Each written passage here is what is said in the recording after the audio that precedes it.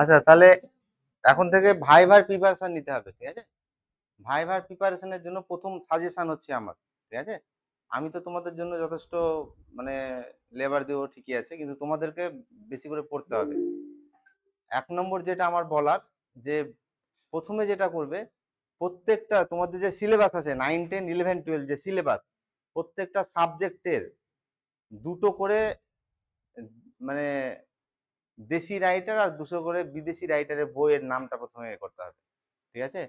যেমন তোমাকে ধরলো যে ডিফারেন্সিয়াল ইকুয়েশনের একটা বই, মানে আমার এক্সপিরিয়েন্স, আমি ভাইভাতে গিয়ে ধরেছি যে ডিফারেন্সিয়াল ইকুয়েশনের একটা বইয়ের নাম বলো, বইয়ের নাম বলতে পারেনি।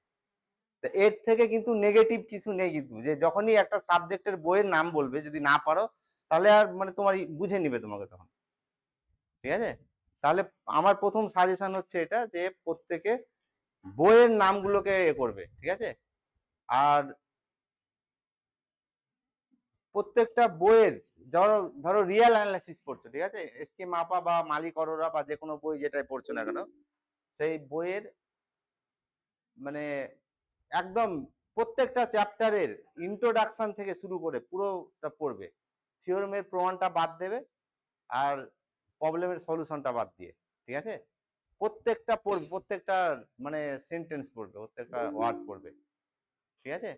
আর বেশি জোর দিতে হবে যে প্রত্যেকটা থিওরেমের বা বেশিরভাগ থিওরেমের শেষে কিছু নোট দেওয়া থাকে, ওই নোটগুলোকে কিন্তু ভালো করে ক্যাপচার করতে হবে, বোঝা গেল? তাহলে নোটগুলোকে ভালো করে ক্যাপচার করতে হবে, ওইগুলো ভালো করে পড়তে হবে। আর বই মানে অ্যাকচুয়ালি ভাইভাতে যিনি এক্সপার্ট আসবেন, হ্যাঁ, কি প্রশ্ন ধরবেন এটা তো আননোন সকলের কাছে, তাই না? কিন্তু প্রিপারেশনটা নিজে নিতে হবে ভাইভাতে। মানে যেটা তোমাদেরকে দেবে, তুমি পড়াশোনা করেছো কিনা তোমাকে যাচাই করবো, এটা তুমি জানো কিনা, তোমার সাবজেক্টে ডেপথ আছে কিনা, এটা তোমাকে যাচাই করবে, ঠিক আছে? আর ভাইভাতে সবসময় একদম কনফিডেন্টের সঙ্গে থাকতে হবে, ঠিক আছে? অনেক সময় দেখবে যে ভাইভাতে মানে নাম জিজ্ঞেস করলো, বাড়ির নাম জিজ্ঞেস করলো, কোথায় পড়ে জিজ্ঞেস করলো, হ্যাঁ, কে কে বাড়িতে আছেন, কি করেন বলে ছেড়ে দিল তোমাকে, যে তুমি বাড়িতে গিয়ে ভাবছো কি না আমার তো আমাকে মানে চাকরি দেবে না বলে এই প্রশ্ন করে ছেড়ে দিয়েছে, কিন্তু ওইখানেও তোমাকে কিন্তু টেস্ট করে নিয়েছে।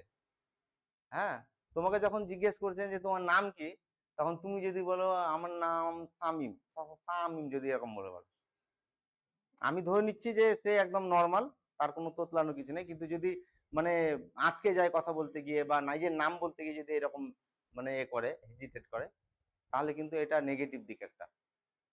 এটাই তোমাকে জিজ্ঞেস, তুমি যে তোমার নাম বলছো তুমি কনফিডেন্সের সঙ্গে বলছো কিনা, ঠিক আছে? ভাইভাতে একটা মানে টেনশন থাকবে, এটা স্বাভাবিক, ঠিক আছে? কিন্তু সেই টেনশনটাকে ওভারকাম করতে হবে, মানে এমন টেনশন নিতে হবে না যে নিজের নামটা যাতে না ভুলে যাও। আর মানে এক্সপার্টরা কিন্তু চান যে তোমাকে মানে প্রশ্ন করে তোমার কাছ থেকে উত্তর নিতে, মানে এমন এক্সপার্ট খুব কমই পাওয়া যায় যিনি তোমাদেরকে হ্যারাস করবেন, এটা হ্যারাস করেন না এক্সপার্টরা। এক্সপার্টরা কি করেন, এক্সপার্টরা এই আশা করেন যে আমি এমন একটা প্রশ্ন করবো যাতে উত্তর দিতে পারে, হ্যাঁ। আর প্রথমেই ওই জন্য এক্সপার্টরা, মানে আমি নিজের কথাই যদি বলি, আমি যদি ভাইভাতে যাই তাহলে আমি প্রথমেই কিন্তু নাম জিজ্ঞেস করি, ঠিক আছে? নাম জিজ্ঞেস করা কি, আমার কাছে তো সবই লিস্ট আছে, নাম কত পেয়েছে কি হয়েছে সব ডিটেলস তো আমার কাছে লিস্ট আছে। তাও কেন নামটা জিজ্ঞেস করা হয়? নামটা জিজ্ঞেস করা হয় এই জন্য যে ক্যান্ডিডেটের কনফিডেন্ট লেভেলটাকে হাই করানোর জন্য। যে নাম, নিজের নাম কিন্তু প্রত্যেকে কনফিডেন্টের সঙ্গে বলবে, তাই না? বেশিরভাগই।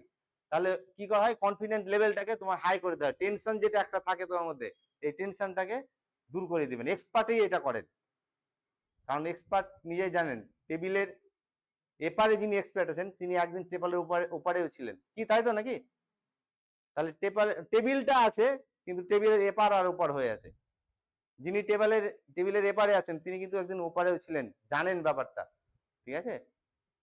কোনোদিনই কিন্তু এক্সপার্টরা মানে হাই লেভেলের এ হন আর কি, ঠিক আছে? ওনারা কিন্তু কোনোদিনই চান না যে মানে মানে ক্যান্ডিডেটকে হ্যারাস করা হোক, ওনারা চান যে কি জানেন এটা জানার জন্য, হ্যাঁ, যে জানে কি জানে না এটা জানতে চায়।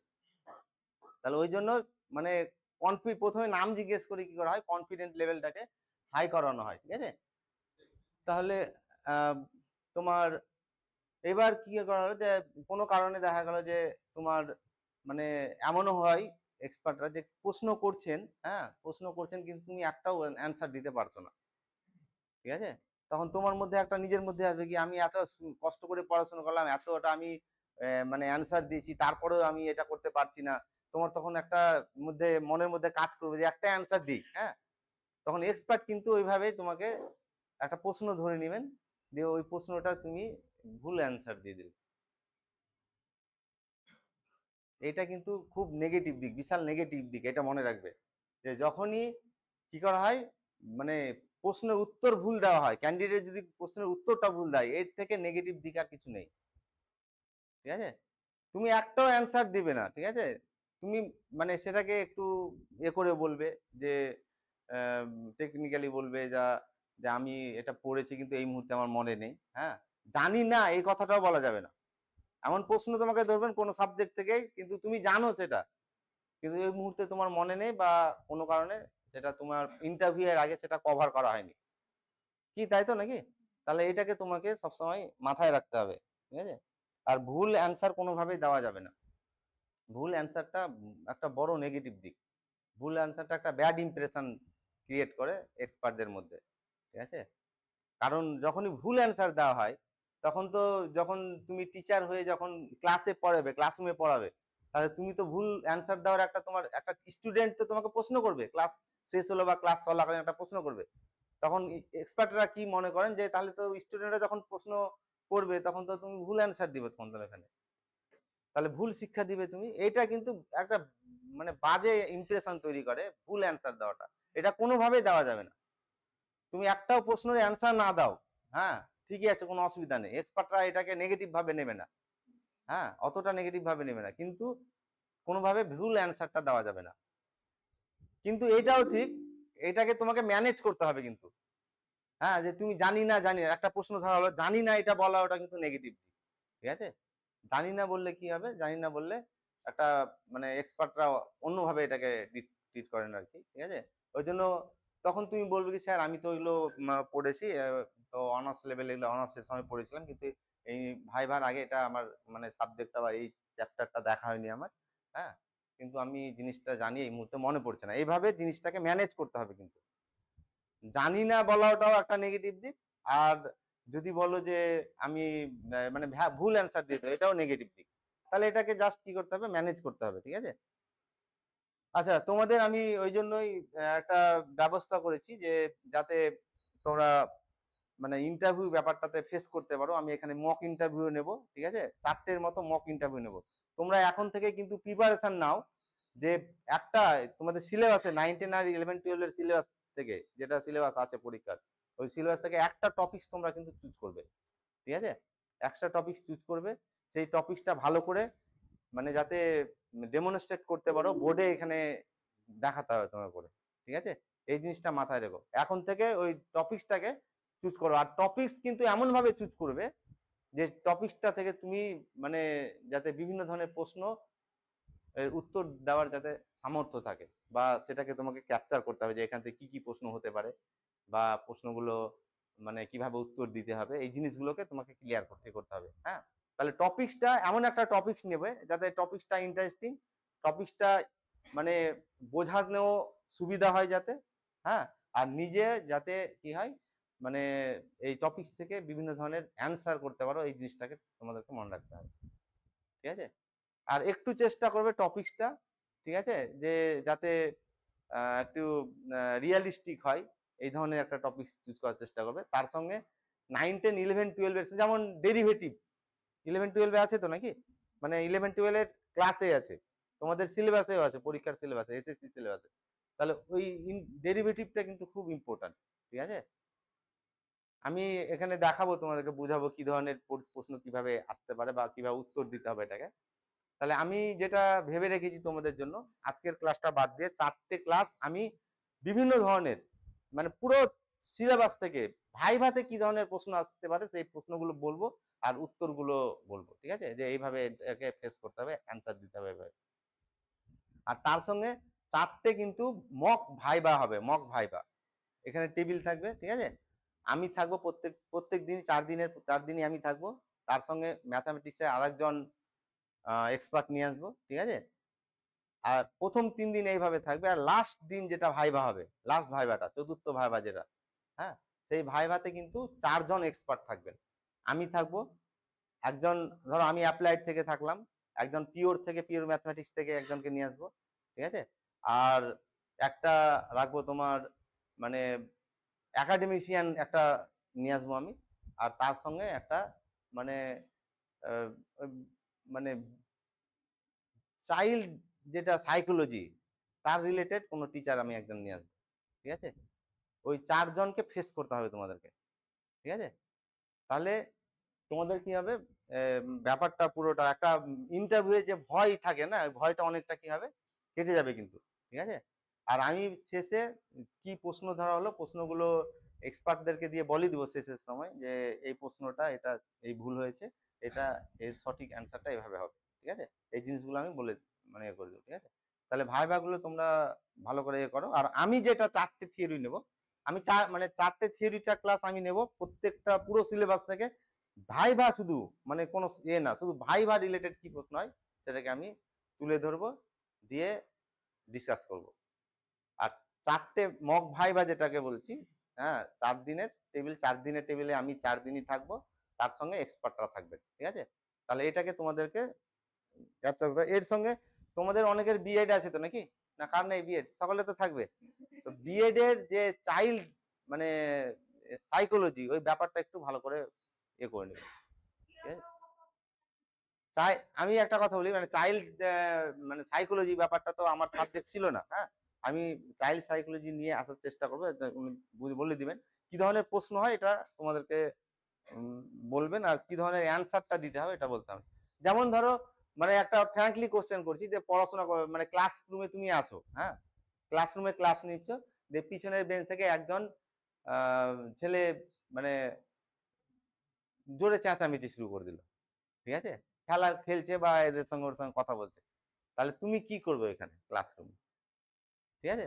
অনেক সময় গ্রামের দিকে দেখবে, গ্রামের দিকে বাচ্চারা মানে পরিবেশের একটা ব্যাড ইফেক্টের জন্য ওরা কিছু কিছু মানে স্ল্যাং ল্যাঙ্গুয়েজ ইউজ করে যায় ক্লাসরুমে। কিন্তু এটা দেখবে তোমরা, আশা করি সাইকোলজিতে পড়েছো, চাইল্ড সাইকোলজিতে, যদি এইরকম স্ল্যাং ল্যাঙ্গুয়েজ কোনো স্টুডেন্টের মুখ থেকে শোনা যায়, তাহলে তুমি সেখানে কি করবে, ঠিক আছে। তাহলে এই জিনিসগুলোকে তোমাদেরকে এই চাইল্ড সাইকোলজি ব্যাপারটাকে একটু তোমাদেরকে করে রাখতে হবে। তবে মেন মনে রাখতে হবে যে 90% কোশ্চেন তোমাদের এই সিলেবাস থেকে হবে। এসএসসির যে সিলেবাস, এসএলএসটির এই সিলেবাস থেকে 90% প্রশ্ন আসবে, ওইটা ভালো করে পড়তে হবে, ঠিক আছে। তো যাই হোক, আমি প্রত্যেকদিন তোমাদেরকে নেওয়ার চেষ্টা করব। আজকের একটা ক্লাস হচ্ছে, তারপরে আমি 4টে ক্লাস নেব, ঠিক আছে। আজকের ক্লাসটা বাদ দিয়ে 4টে ক্লাস নেব, আর ভাইভাগুলো অ্যারেঞ্জ করব, ঠিক আছে। ভাইভাগুলোতে কিন্তু প্রত্যেকে এসে এইখানে কিন্তু ভাইভা যারা অনলাইনে আছো তাদের উদ্দেশ্যে বলছি যে ভাইভা যেটা হবে, ভাইভাটা এখানে দিতে আসতে হবে কিন্তু, হ্যাঁ, ভাইভাটাকে অ্যাটেন্ড করতে হবে। ভাইভাটা কিন্তু মেন। ওইখানে তোমাদের যে একটা ইন্টারভিউ ভীতি থাকে, এই ভীতিটা কমে যাবে। 2 নম্বর কনফিডেন্স লেভেলটা বাড়বে তোমাদের, ঠিক আছে। মানে দেখবে যে প্রশ্ন বেশিরভাগই জানা প্রশ্ন, তোমার ভাইভাতে সবই কি হবে মানে রিলেটেড, তুমি জানো না এরকম প্রশ্ন কিন্তু খুব কম করা হবে, ঠিক আছে। তাহলে জানো অথচ যদি না বলতে পারো, তো তোমার মধ্যে একটা তো দুঃখ থেকে যাবে, তাই না। তাহলে ওই জিনিসটাকে ওভারকাম করতে হবে, ঠিক আছে। তাহলে বিভিন্ন ধরনের প্রশ্ন নিয়ে আমি ডিসকাস করবো, সেই ডিসকাশনকে তোমরা আর কি ফলো করো, ঠিক আছে। আচ্ছা, প্রথমে যেটা হচ্ছে আমি একটা ছোট একটা বলি, যে যদি এইটা লসাগু বের করতে বলে, যে ধরো 18 আর 12, যদি 12 আর 18-র গসাগু বের করতে বলে, GCD, GCD of GCD of 12 আর 18, জিসিডি মানে গ্রেটেস্ট কমন ডিভাইজার, ঠিক আছে। জিসিডি যদি বের করি, আমরা কি করে বের করি, একটা ভাগ পদ্ধতিতে গসাগু বের করি না, কিরকম গসাগু বের করি, যে 18কে 12 দিয়ে ভাগ করলাম, ঠিক আছে, দিয়ে কত হচ্ছে এটা তোমার, এটা হচ্ছে 12, এখানে 6, তারপরে এখানে 12টা আসবে, এই ডিভাইজারটা এখানে ডিভিডেন্টে চলে আসবে, তাহলে এটাকে 2 দিয়ে গুণ করে কত হলো, 12 হয়ে গেল। ঠিক আছে, গসাগু কোনটা হলো তাহলে? কেন 6 গসাগুটা কেন হলো? এখানে কোন থিওরেম অ্যাপ্লাই করা হয়েছে? এখানে থিওরেম যেটা অ্যাপ্লাই করা হয়েছে, এখানে ইউক্লিড থিওরেম বলে এটাকে, এই ইউক্লিড থিওরেমটা অ্যাপ্লাই করা হয়েছে এখানে। ঠিক আছে, ইউক্লিড থিওরেমে কি বলা হচ্ছে? ইউক্লিড থিওরেমে বলা হচ্ছে যে 12 আর মানে জিসিডি অফ 12 and 18 এটা ইকুয়াল টু জিসিডি অফ, এই যে রিমাইন্ডার কত হলো এখানে 6, 6 আর 12 জিসিডি হবে। এটা ইউক্লিড থিওরেম বলছে যে জিসিডি অফ কত হবে তোমার 12 and 6, আর এটার জিসিডি কত? এটার জিসিডি 6 তো নাকি? যদি আরো বড় নেওয়া হয়, ধরো আমি নিচ্ছি এরকম যে তোমার 24 আর 10-এর গসাগু বের করছি আমি। ঠিক আছে, 24 আর 10-এর গসাগু করতে ভাগ পদ্ধতিতে যদি করি তাহলে কি হবে, এখানে 2 নিলাম, কত হলো এটা 20, রিমাইন্ডার কত? তাহলে ইউক্লিড থিওরেম বলা হচ্ছে যে 10 আর 24-এর গসাগু আর 10 আর 4-এর গসাগু, রিমাইন্ডার 4 হলো তো নাকি, এর গসাগুটা কি হবে, সেম হবে। তাহলে আমি আবার এটা অ্যাপ্লাই করছি, তাহলে 10কে 4 দিয়ে ভাগ করছি, কত হবে তাহলে 2, 8, তাহলে রিমাইন্ডার কত? ইউক্লিড থিওরেম বলছে যে 10, তাহলে এটাকে আমি এখানে দেখাচ্ছি এভাবে যে জিসিডি অফ 10, 24 এটা সমান 24কে 10 দিয়ে ভাগ করার পর যে রিমাইন্ডার, সেই রিমাইন্ডার 10-এর গসাগুর সঙ্গে সমান হবে। জিসিডি অফ কত হবে 10 আর 20, ঠিক আছে, 10 আর 4। আচ্ছা 10 আর 4 এর গসাগু রিমাইন্ডার কত থাকলো? তাহলে ইউক্লিড থিওরেম বলছে যে এই দুটোর গসাগুর সঙ্গে কি হবে, সমান হবে। তাহলে এটা সমান কত হলো, জিসিডি অফ জিসিডি অফ 4 কত, আর 4 আর 2 এর জিসিডি কত?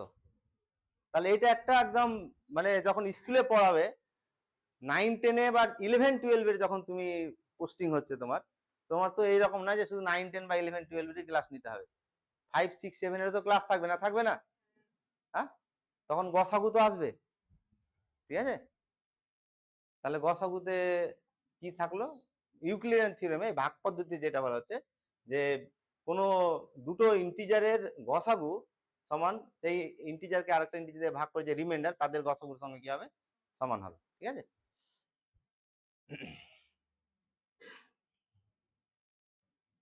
আচ্ছা আরেকটা কথা বলি ভাইবার জন্য, এটা খুব ইম্পর্টেন্ট, যে যত তোমাদের যে 9, 10 বা 11, 12-এ যত সিলেবাস আছে, ঠিক আছে, বিভিন্ন ধরনের ফান্ডামেন্টাল থিওরেম পাবে দেখবে। ঠিক আছে, fundamental theorem of classical algebra, fundamental theorem of arithmetic, fundamental theorem of integral calculus, fundamental theorem of LPP, এই ধরনের অনেক ফান্ডামেন্টাল থিওরেম পাবে। সব ফান্ডামেন্টাল থিওরেম গুলোকে কিন্তু পড়তে হবে। ঠিক আছে, স্টেটমেন্টটা পড়তে হবে। ঠিক আছে, আর এই ফান্ডামেন্টাল থিওরেমটা কি বলছে এটাকে একটু মানে কি করতে হবে, এক্সপ্লেন করতে হবে এটাকে। ঠিক আছে, আচ্ছা যেমন ফান্ডামেন্টাল থিওরেম অফ অ্যারিথমেটিক আমরা সবাই জানি, তাই তো? Fundamental theorem of arithmetic, fundamental theorem of arithmetic কি বলা হচ্ছে? হ্যাঁ, ফান্ডামেন্টাল থিওরেম অফ, হ্যাঁ সকলে জানো, আমি একবার বলে দিচ্ছি যে ফান্ডামেন্টাল থিওরেম অফ অ্যারিথমেটিক কি বলা হচ্ছে, যে কোনো একটা ইন্টিজার n যদি ইন্টিজার হয়, যে কোনো একটা ইন্টিজার, ঠিক আছে, তাহলে এই ইন্টিজারটা তিনটের মধ্যে অবশ্যই একটা হোল করবে, যে সেটা আইদার 1 হবে, অর প্রাইম হবে, or can be expressed as product of primes. এটাকে প্রাইমের কি করা যাবে, প্রোডাক্ট অফ প্রাইমস। ঠিক আছে, তাহলে ইন্টিজার, যে কোনো ইন্টিজার এই তিনটের মধ্যে অবশ্যই কি হবে, একটা হবে। সেটা হতে পারে 1 যদি না হয় তাহলে প্রাইম হবে, প্রাইমে যদি না হয় তাহলে কি হবে, প্রোডাক্ট অফ প্রাইম আকারে লেখা যাবে সেটাকে। হ্যাঁ পজিটিভ। এখানে যদি আমি নিই যে যেমন 10 কোনটার মধ্যে আসছে দেখো তো, এইটা 1 নয়, প্রাইমও নয়, তাহলে কি অবশ্যই কি হবে, প্রোডাক্ট অফ প্রাইম। 10কে কিভাবে লেখা যায়, 10 স্কেলার যায় 5 ইন্টু 2, এইটাও প্রাইম, এটাও প্রাইম। অ্যাকচুয়ালি এই দুটো যদি না হয় তাহলে এটা কম্পাউন্ড হয়। একটা ইন্টিজারকে কখন কম্পাউন্ড বলে, তাই তো নাকি? তাহলে প্রাইম যদি না হয় তাহলে কি হচ্ছে, এটা কম্পাউন্ড। এটা দুটো গুণফল হয়েছে তো নাকি, তাহলে এটা অবশ্যই কি হবে, কম্পাউন্ড হবে। তাহলে প্রাইম হবে অথবা কি হবে, প্রাইম 1 হবে অথবা প্রাইম হবে অথবা প্রোডাক্ট অফ প্রাইম। কিন্তু মনে রাখবো প্রাইমের ডেফিনেশনে কি বলা হয়েছে, প্রাইমের ডেফিনেশনে বলা হচ্ছে যে ডেফিনেশনে বলা হচ্ছে পি যদি প্রাইম হয় তাহলে অবশ্যই পি 1 থেকে বড়, একটা নাইদার প্রাইম নর কম্পাউন্ড, ঠিক আছে? তাহলে 1 থেকে বড় একটা ইন্টিজারকে প্রাইম বলা হবে if it has only divisors p and itself, p R 1 and itself, 1 and itself, যদি 1 আর p ছাড়া অন্য কোনো ডিভাইজার না থাকে তাহলে সেটা কি হয়, প্রাইম হয়, ঠিক আছে? আর ইউক্লিডিয়ান আরেকটা থিওরেমে বলা হচ্ছে যে number of primes is infinite, প্রাইমের সংখ্যা কতটা, এই যে একটু আগে দেখালাম না গসাগুর, এটা ইউক্লিডিয়ান থিওরেম, ইউক্লিড থিওরেম বলে, ঠিক আছে? আর এটাও ইউক্লিড থিওরেম যে তোমার প্রাইমের সংখ্যা কতটা, অসংখ্যটা, ইনফাইনাইট, এটা প্রমাণও করেছেন, প্রমাণ করা যায় আর কি। আচ্ছা, এখন ফান্ডামেন্টাল থিওরেম অফ ক্লাসিক্যাল অ্যালজেব্রাতে কি বলা হচ্ছে যে একটা ইকুয়েশনের f(x = 0) যদি এটা ইকুয়েশন হয় তাহলে তার কি থাকবে, একটা রুট থাকবে, অন্তত একটা রুট থাকবে। সেই রুটটা রিয়াল হতে পারে অথবা কি হতে পারে, কম্পাউন্ড হতে পারে, এই কমপ্লেক্স হতে পারে। আচ্ছা, আর রুট ব্যাপারটা কি, রুট ব্যাপারটা হচ্ছে যে f(x) এই যে ফাংশনটা, এটাকে আমি গ্রাফে ফিট করলাম, এটা axis of x, axis of y, আর y = fx। তাহলে এই যে কার্ভটা y = fx, যে ইকুয়েশনের কথা বলা হচ্ছে সেই ইকুয়েশনটাকে গ্রাফে ফিট করলাম, যে সেটা x অ্যাক্সিসকে যে পয়েন্টে মিট করবে, ইন্টারসেক্ট করবে, সেটাই এই ইকুয়েশনের কি হবে, রুট হবে। আর ফান্ডামেন্টাল থিওরেম অফ ক্লাসিক্যাল অ্যালজেব্রার এক্সটেনশন হচ্ছে যে n ডিগ্রি পলিনোমিয়াল ইকুয়েশনের, একটা পলিনোমিয়াল ইকুয়েশন f(x = 0), f(x)টা হচ্ছে n ডিগ্রি পলিনোমিয়াল ইকুয়েশন, তাহলে এর এক্স্যাক্টলি কটা রুট থাকবে, nটা, ঠিক আছে? এটা consequence of fundamental theorem of classical algebra, classical অ্যালজেব্রার এটা লাগিয়ে, এটা ফান্ডামেন্টাল থিওরেম যে n ডিগ্রি পলিনোমিয়াল ইকুয়েশনের এক্স্যাক্টলি কটা রুট থাকবে, nটা রুট থাকবে। আচ্ছা, এখন ভাইভাতে একটা প্রশ্ন এরকম আছে যে sin x = 0, এক্সটা রিয়েল বলছি আমি, sin x = 0 এই ইকুয়েশনের কটা রুট থাকে, ইনফাইনাইটটা রুট থাকে কিভাবে, এটা ব্যাখ্যা করো।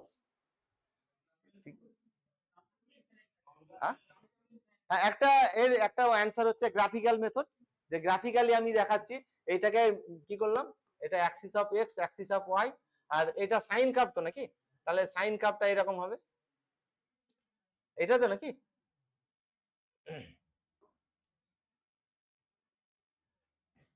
তাহলে এই কার্ভটা x অ্যাক্সিসকে কটা পয়েন্টে মিট করে, অসংখ্যটা পয়েন্টে মিট করে, তাহলে এই ইকুয়েশনের রুট কতটা হলো, ইনফাইনাইট রুট।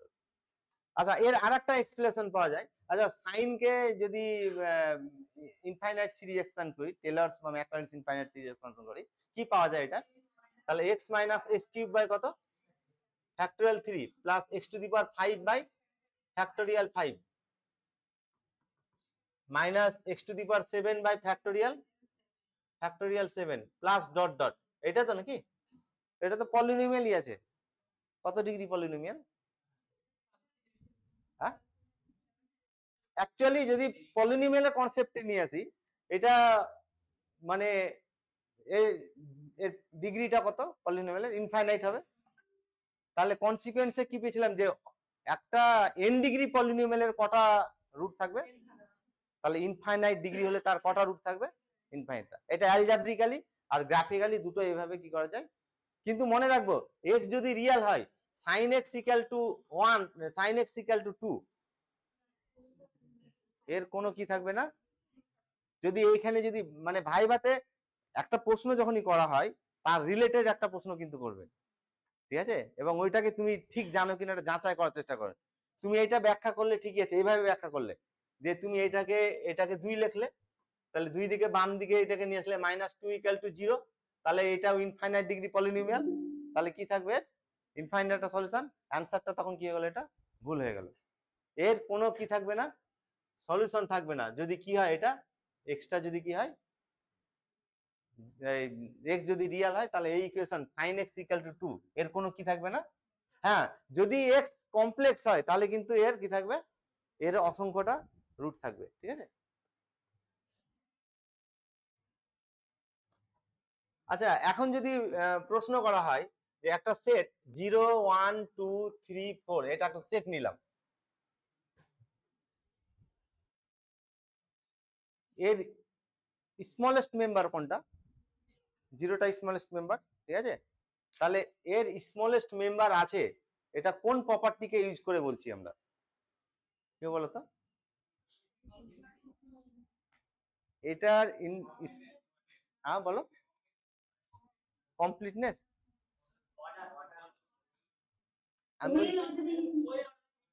হ্যাঁ, এইটাই কিন্তু ভুল অ্যান্সার। প্রশ্নটা আমি এখান থেকে এই জন্য করেছি যে ওয়েল অর্ডারিং প্রিন্সিপিল বেশিরভাগই অ্যান্সার আছে এটা থেকে।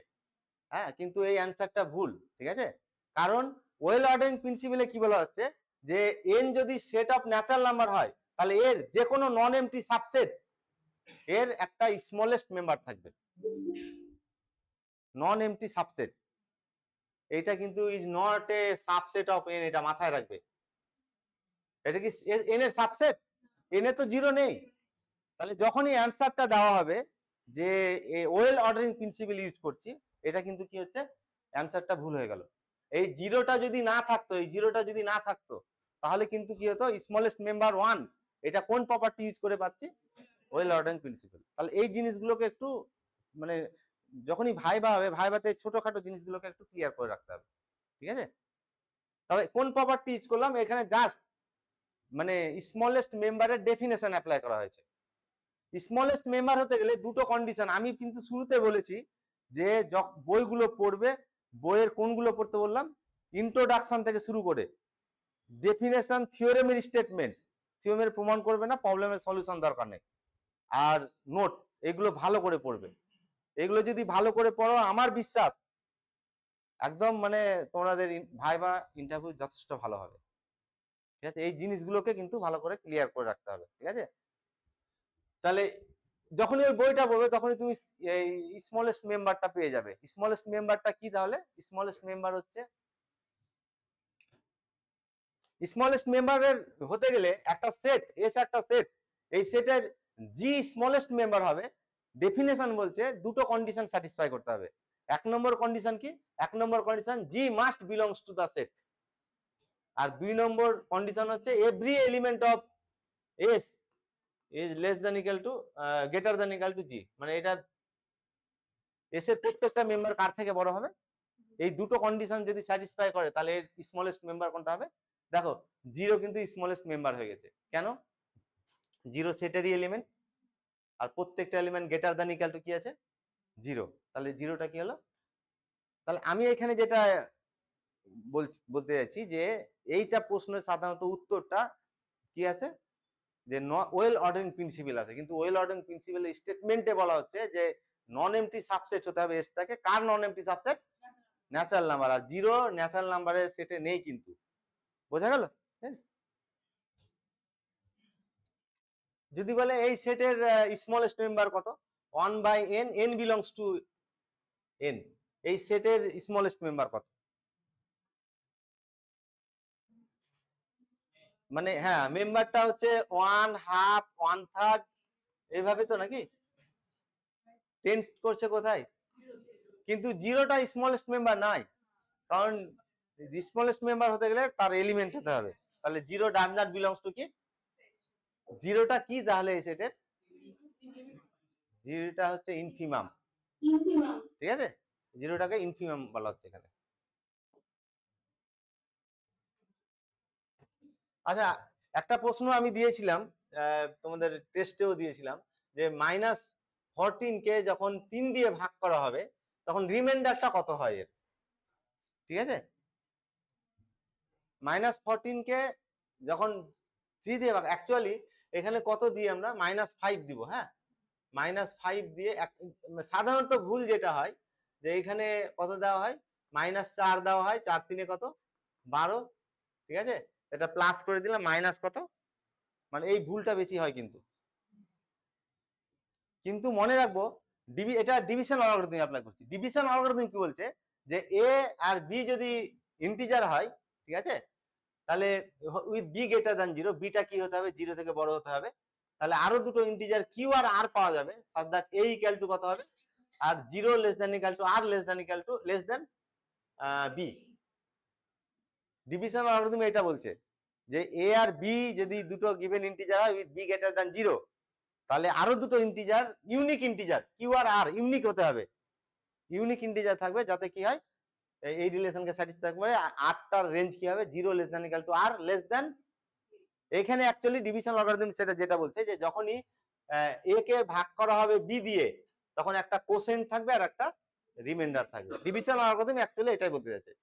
আর কোসেন্ট আর রিমাইন্ডার ইউনিক হবে, আর রিমাইন্ডার সবসময় ডিভাইজার থেকে কি হবে, রিমাইন্ডার এই যে এই কন্ডিশনটা বলছে যে রিমাইন্ডার পজিটিভ হবে, ডিভাইজার থেকে ছোট হবে।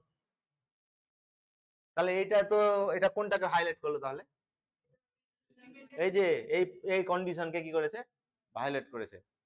তাহলে কেন ভায়োলেট করে, এটা এটা কি হয়ে গেছে, তাহলে এটাকে রিমাইন্ডারকে সবসময় কি করতে হবে, পজিটিভ। তখন ভাগটা এইভাবে করতে হবে, এটা -5 ভাবে কোসেন্টে আসবে, -5 যদি কোসেন্টে, তাহলে এখানে কত হবে -15, এটা এটা গুণ করে খেলে কি, তো এটা মাইনাস করব, মাইনাস মাইনাস কি হয়ে যাবে প্লাস, তাহলে কত হলো, এবার কিন্তু স্যাটিসফাই করে গেছে। কি ঠিক আছে? আচ্ছা আমি যদি এরকম একটা ভাগ করি, ধরো তোমার 42কে বা ভাগ করছি, 42কে আমি 3 দিয়ে ভাগ করছি, ঠিক আছে, 42কে 3 দিয়ে ভাগ করছি, তাহলে কত হবে, তাই তো, তাহলে এখানে কত আসবে 3, রিমাইন্ডার কত এটার 1, এটা 12। আচ্ছা আমি এইখানে এবার দিলাম 3 দিলাম, 3 দিয়ে কত হলো, তাহলে কত দিয়ে আবার এখানে 1 দিয়ে, সবাই জানি ভুল এটা, তো ভুলটা কোথায়, কোন প্রপার্টিকে ভায়োলেট করছে এটা, হ্যাঁ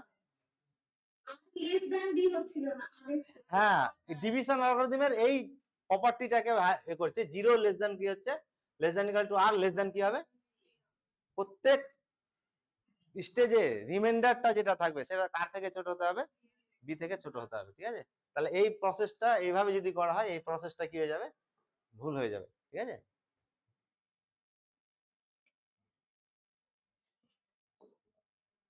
আচ্ছা যেমন যদি এই ভাগটা করতে বলা হয় তোমার হ্যাঁ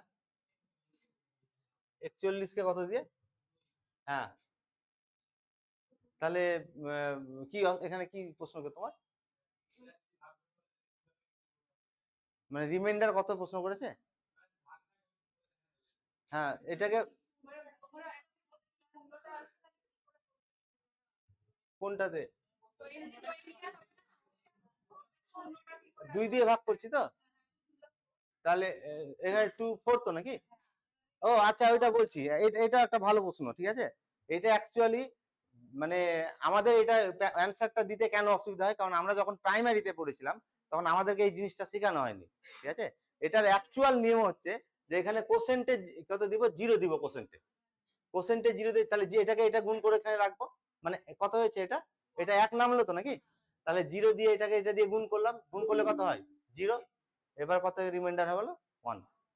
তা এইটা আমাদের বেশিরভাগ ক্ষেত্রে, ওই জন্য এখনকার প্রাইমারি সিস্টেমে দেখবে এটা কিন্তু বোঝানো হয়। আর এই বেসটা মানে আগে যখন আমরা যখন আমি আমার কথা বলছি, তখন এইভাবে আমরা কিন্তু শিখেছিলাম না, ঠিক আছে। আমরা জাস্ট কি করতাম, কি প্রসেসটা শেখানো হয়েছিল আমাদেরকে, যে যখন এটা দিয়ে ভাগ করছি, এটা 2 হতো নাকি, এটা কি হচ্ছে নেমে ভাগ গেল না, মানে একটা 0 দিয়ে, কিন্তু আসল অ্যান্সারটা কিন্তু এখানে ঢুকে আছে, 0 দিয়ে এটা গুণ করে এটা হচ্ছে, দিয়ে বাদ দিলে অ্যাকচুয়ালি এটা থেকে 0 বাদ দিলে এটা থাকে তো নাকি, এই স্টেপটাকে জাম্প করা হচ্ছে এখানে, বোঝা গেল। এটা খুব একটা ইম্পর্টেন্ট কোশ্চেন।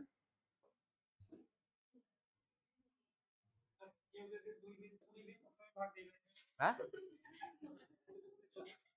হ্যাঁ সেটা করা যাবে তো, অসুবিধা নেই তো 20। হ্যাঁ সেটা করা যাবে, তুমি জানো বলে করে দিচ্ছ, কিন্তু বড় ভাগ থাকলে তো পারবে না, তখন তো তোমাকে স্টেপ বাই স্টেপই ভাগ করতে হবে, বোঝা গেল তো নাকি? আর শুধু তাই নয়, 41কে 2 দিয়ে ভাগ করলে কলম ধরারও তো দরকার নাই। হ্যাঁ কি তাই তো নাকি? আচ্ছা, যেমন আমরা কিন্তু ফিল্ড করে থাকি, হ্যাঁ, রিং ফিল্ড, ঠিক আছে? যদি প্রশ্ন করে যে ফিল্ড, এই যে আমরা ফিল্ড শিখলাম, এর কি কোনো বাস্তবে অ্যাপ্লিকেশন আছে? রিং ফিল্ড, রিং ফিল্ড কিন্তু এ পার্ট অফ অ্যাবস্ট্রাক্ট অ্যালজেব্রা। আর যদি মানে ডিকশনারিক্যাল মানে বলা হয় অ্যাবস্ট্রাক্ট, মানে অ্যাবস্ট্রাক্ট মানে কি, ঠিক আছে? তা এটা কিন্তু ফিল্ড একটা অ্যাবস্ট্রাক্ট অ্যালজেব্রার পার্ট, কিন্তু এটার বিশাল ভাস্ট অ্যাপ্লিকেশন আছে, ঠিক আছে? শুধু তাই নাই, এই ফিল্ডের কম্পিউটার সায়েন্সে অ্যাপ্লিকেশন আছে। আমি একটা এক্সাম্পল দিচ্ছি, যে ফিল্ডের একটা অ্যাপ্লিকেশন কোডিং থিওরি বলে একটা থিওরি পাওয়া যায়, কোডিং থিওরি, ঠিক আছে? এর একটা ভাস্ট অ্যাপ্লিকেশন থাকে। যেমন আমরা ক্যামেরাতে ছবি তুলি, ছবি দেখে নিলাম, সেন্ড করে দিলাম, কিন্তু সেগুলো সব কোডিং হয় কিন্তু, ঠিক আছে?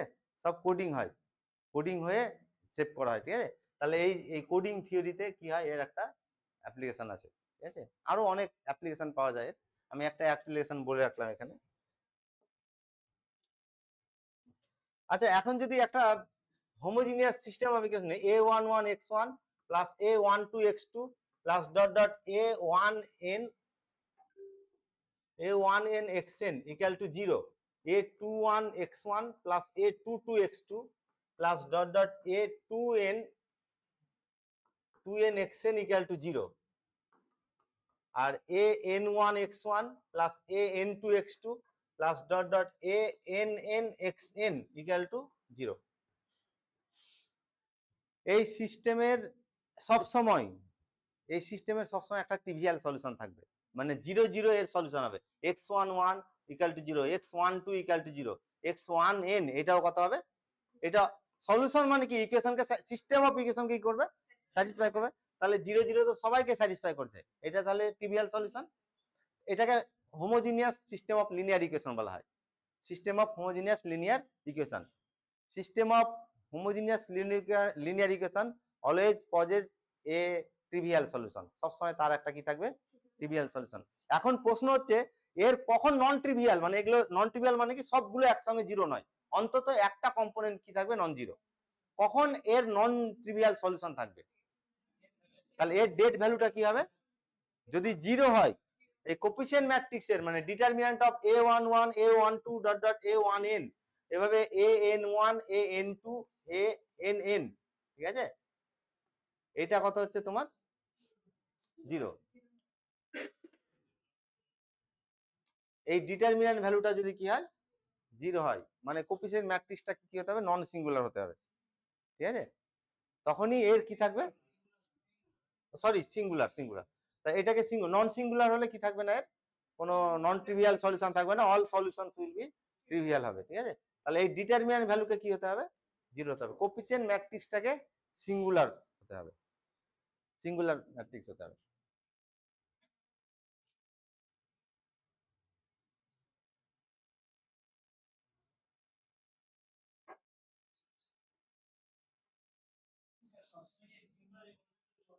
হ্যাঁ হ্যাঁ সিঙ্গুলার হতে হবে।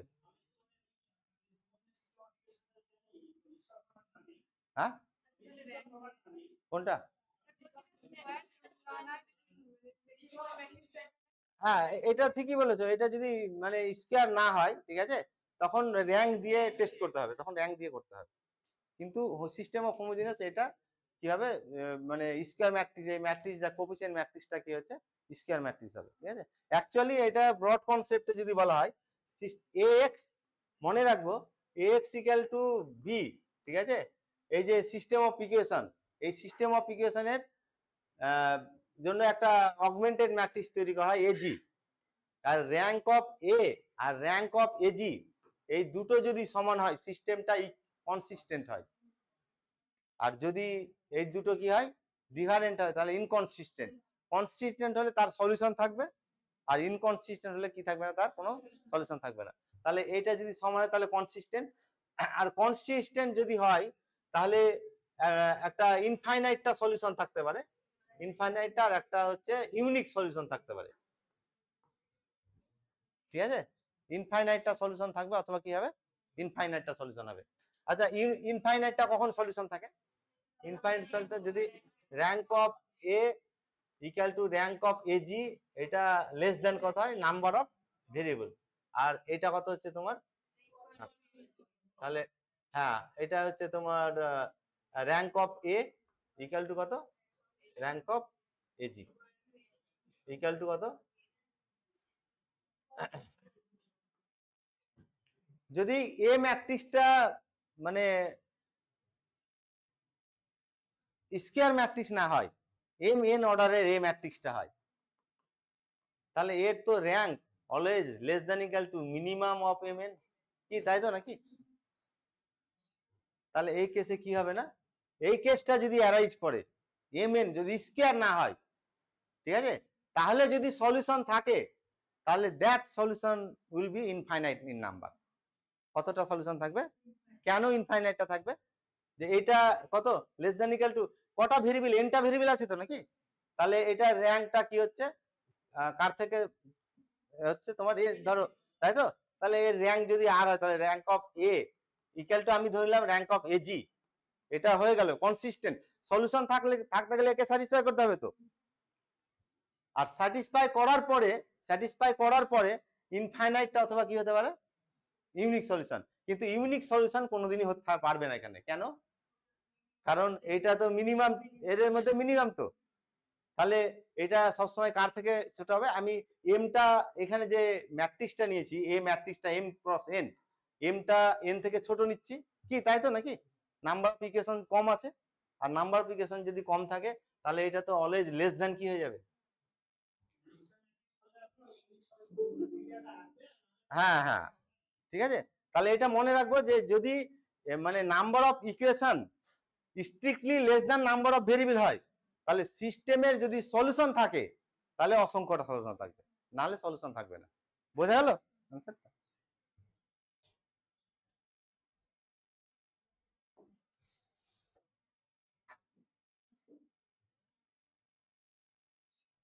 আচ্ছা, এখন আমরা রিয়েল নাম্বার সিস্টেমে কিছু প্রপার্টি পাই, ঠিক আছে, যেমন আর্কিমিডিয়ান প্রপার্টি, ডেন্স প্রপার্টি, কি তাই তো নাকি, আর তোমার কমপ্লিটনেস প্রপার্টি, ঠিক আছে। যদি প্রশ্ন করা হয় যে এটা সেট অফ রিয়েল নাম্বার তো নাকি, set of real number R আর সেট অফ রেশনাল নাম্বার, যদি প্রশ্ন করা হয় যে এমন একটা প্রপার্টি বলো যে প্রপার্টিটা আর এ হোল্ড করে কিন্তু কিউ এ হোল্ড করে না, কমপ্লিটনেস প্রপার্টি, আর এ হোল্ড করে কিন্তু কোথায় হোল্ড করে না, কি হোল্ড করে না, এমন একটা প্রপার্টি বলো যেটা দুটোতেই হোল্ড করে, আর্কিমিডিয়ান, আর dense property, Archimedean property, Archimedean property আর এও হোল্ড করবে, আর্কিমিডিয়ান প্রপার্টি কোথায় হোল্ড করে, কিউ এ। আর এমন একটা প্রপার্টি বলো যেটা কিউ এ হোল্ড করে কিন্তু আর এ হোল্ড করে না, এইটাতে হোল্ড করবে কিন্তু এটাতে হোল্ড করবে না, বলো।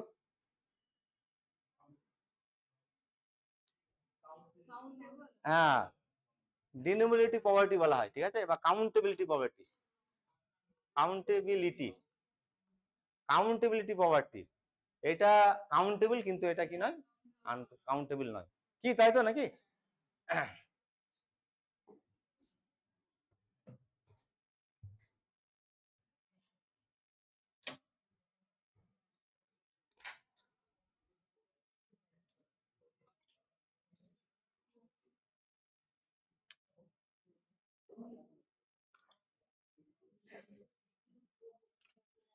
ফ্যানগুলো বন্ধ করে দাও।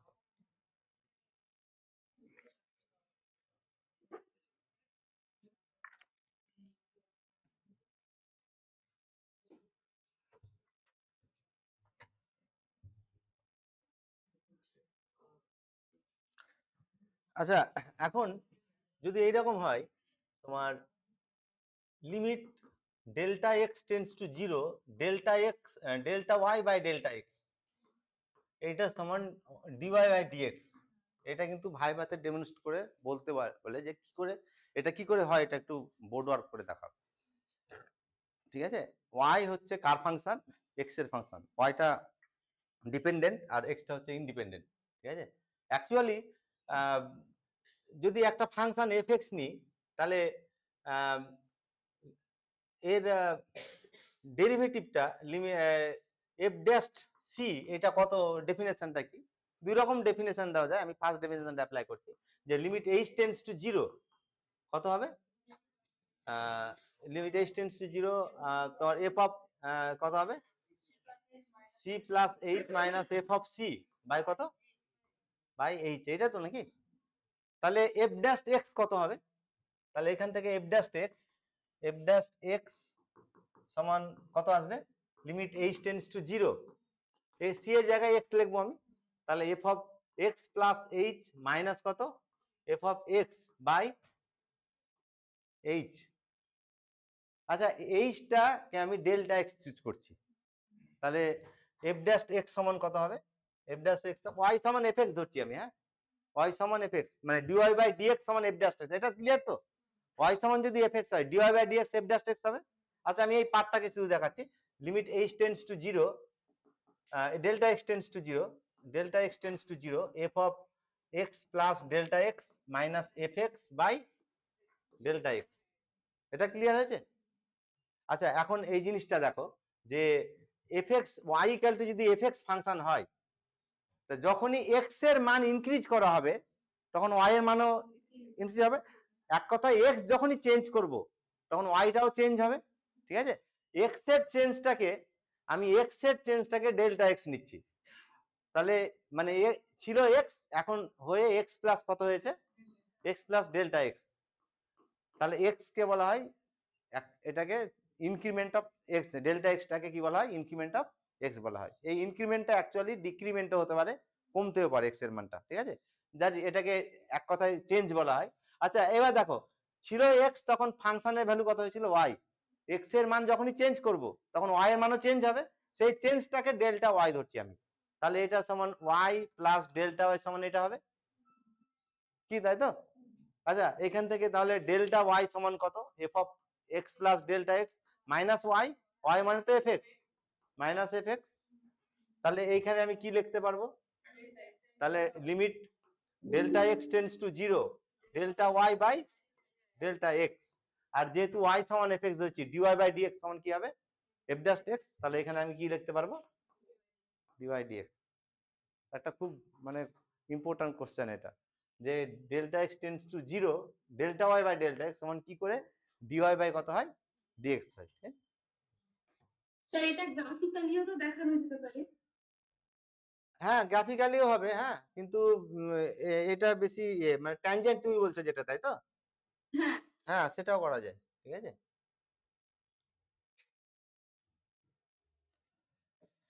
আচ্ছা, এখন এই যে আমি শুরুতে বলেছি যে বিভিন্ন সাবজেক্টের ফান্ডামেন্টাল থিওরেম, ঠিক আছে, এগুলো সব কিন্তু ক্যাপচার করে রাখতে হবে। Fundamental theorem of integral calculus কি বলা হচ্ছে, fundamental theorem of integral calculus, fundamental, বলো তো কেউ একটু, fundamental theorem of integral calculus, মানে জানি, আমরা সবাই জানি, হ্যাঁ বলো, হ্যাঁ হ্যাঁ হ্যাঁ, কিন্তু ভাইভাতে যখন অ্যান্সার দেবে এটা একদম সঠিকভাবে কন্ডিশন গুলো সঠিকভাবে ব্যাখ্যা করে দিতে হবে, ঠিক আছে? তুমি জানো ব্যাপারটা, এক্সপার্টও বুঝে যাবেন যে জানো, কিন্তু তুমি কন্ডিশন গুলো কিছুটা তুমি মানে ছেড়ে দিচ্ছ, ঠিক আছে? অ্যাকচুয়ালি এফএক্স যদি একটা ফাংশন, এই ফাংশনটা যদি বাউন্ডেড আর ইন্টিগ্রেবল হয়, এবিতে বাউন্ডেড আর ইন্টিগ্রেবল, এবি ইন্টারভালে যদি বাউন্ডেড আর ইন্টিগ্রেবল হয়, আর তার সঙ্গে যদি একটা ফাংশন পাওয়া যায় এফ ক্যাপিটাল এফ এক্স বা ফাই এক্স, যা বলো না কেন, ফাই এক্স একটা যদি ফাংশন পাওয়া যায় যার ডেরিভেটিভটাই হচ্ছে f x for all x belongs to the closed interval a b, f x ফাংশনটা যদি এই দুটো কন্ডিশনকে স্যাটিসফাই করে, তখন এই ইন্টিগ্রেশনের value integral A to b f x d x, এটা সমান ফাই বি মাইনাস কত হয়, phi b minus phi a, তুমি ঠিকই বলছিলে f dash x equal to এটা হলে এটা হবে, কিন্তু এর ভিতরে কন্ডিশন গুলো যখন ফান্ডামেন্টাল থিওরেম ভাইভাতে ধরা হবে তখন কন্ডিশন গুলো একদম সঠিকভাবে বলতে হবে। তাহলে ফান্ডামেন্টাল থিওরি অফ ইন্টিগ্রাল ক্যালকুলাসে দুটো কন্ডিশন, এফটাকে কি হতে হবে বাউন্ডেড আর ইন্টিগ্রেবল, আর এফ এর কি হচ্ছে একটা যদি ফাংশন এক্সিস্ট করতে হবে মানে এই ইন্টারভ্যালে যার ডেরিভেটিভ করলে কোনটা পাবো 5। তাহলে এই ভ্যালুটা ইন্টিগ্রেশনের ভ্যালুটা 5e মাইনাস কত হয় 5, মানে actually integral a to b fx dx এটা সমান integral a to b phi dash x dx হবে।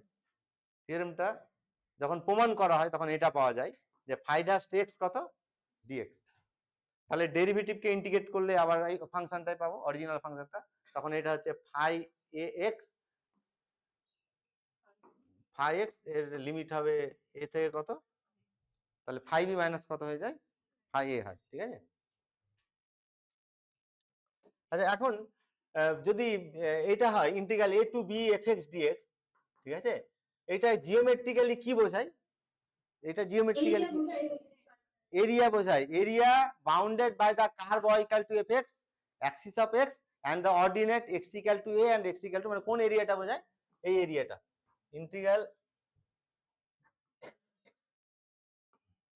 Axis of x axis of y, এটা হচ্ছে y ইকুয়াল টু fx টা, আর ordinate x equal to a আর ordinate x equal to b, এই এরিয়াটাকে বোঝায়।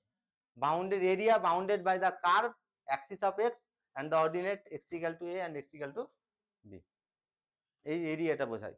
এখন একটা ভাইভাতে প্রশ্ন আছে যে এটা কি করে এরিয়া বোঝায়, এটা বোর্ড ওয়ার্ক করে বোঝাতে বলে অনেক সময়, কি করে এরিয়া বোঝায়।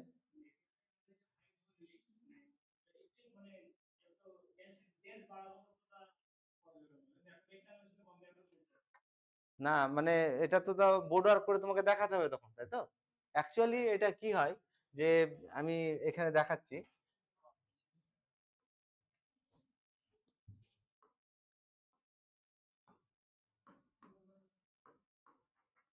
আর ইন্টিগ্রেশনটা তো তোমাদের এতে আছে তাই না, y ইকুয়াল টু fx একটা ধরলাম, যে কোনো একটা কার্ভ ধরলাম, এটা হচ্ছে a আর এটা হচ্ছে b, আর আমি একটু বড় করে দেখাচ্ছি এখানে, এটা হচ্ছে p পয়েন্ট আর এটা অর্ডিনেট m, আর এটা হচ্ছে q, p একটা পয়েন্ট এই কার্ভটার উপর y ইকুয়াল টু fx কার্ভের উপর p একটা পয়েন্ট, যে পয়েন্টের কোঅর্ডিনেট আমি নিয়েছি xy, p পয়েন্টের কোঅর্ডিনেট কত নিচ্ছি xy, আর p এর একটা নেবারিং পয়েন্ট কার্ভের উপরে একটা নেবারিং পয়েন্ট নিচ্ছি q, ঠিক আছে, যে পয়েন্টের কোঅর্ডিনেট নিচ্ছি x প্লাস ডেল্টা x আর কত y প্লাস ডেল্টা y,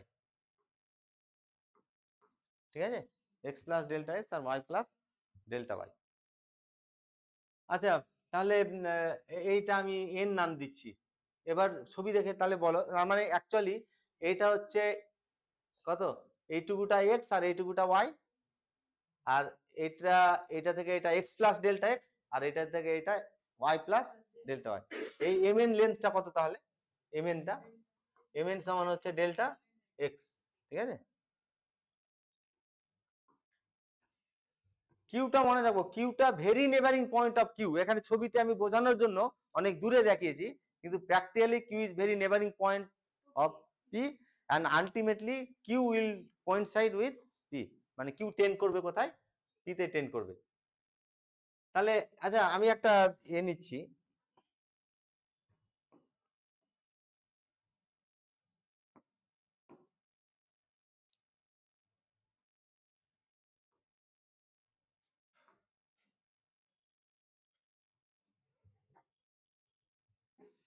রেক্টেঙ্গেলটা হচ্ছে এই রেক্টেঙ্গেলটা, ঠিক আছে, তোমার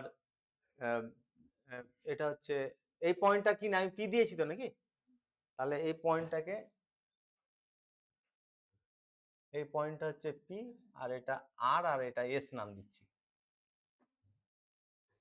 অ্যাকচুয়ালি এই এরিয়াটা এম এন লোকাসটা দেখো M N Q P N M, এটা তো এরিয়া, কিন্তু এখানে এরিয়াটা কার মধ্যে আছে, এরিয়াটা হচ্ছে M N Q S M আর M N R P M, এরিয়াটা তো এর মধ্যে আছে নাকি, এরিয়াটা কোন এরিয়াটা? এই যে সাদা দাগটা, সাদা কার্ভটা আছে তো নাকি?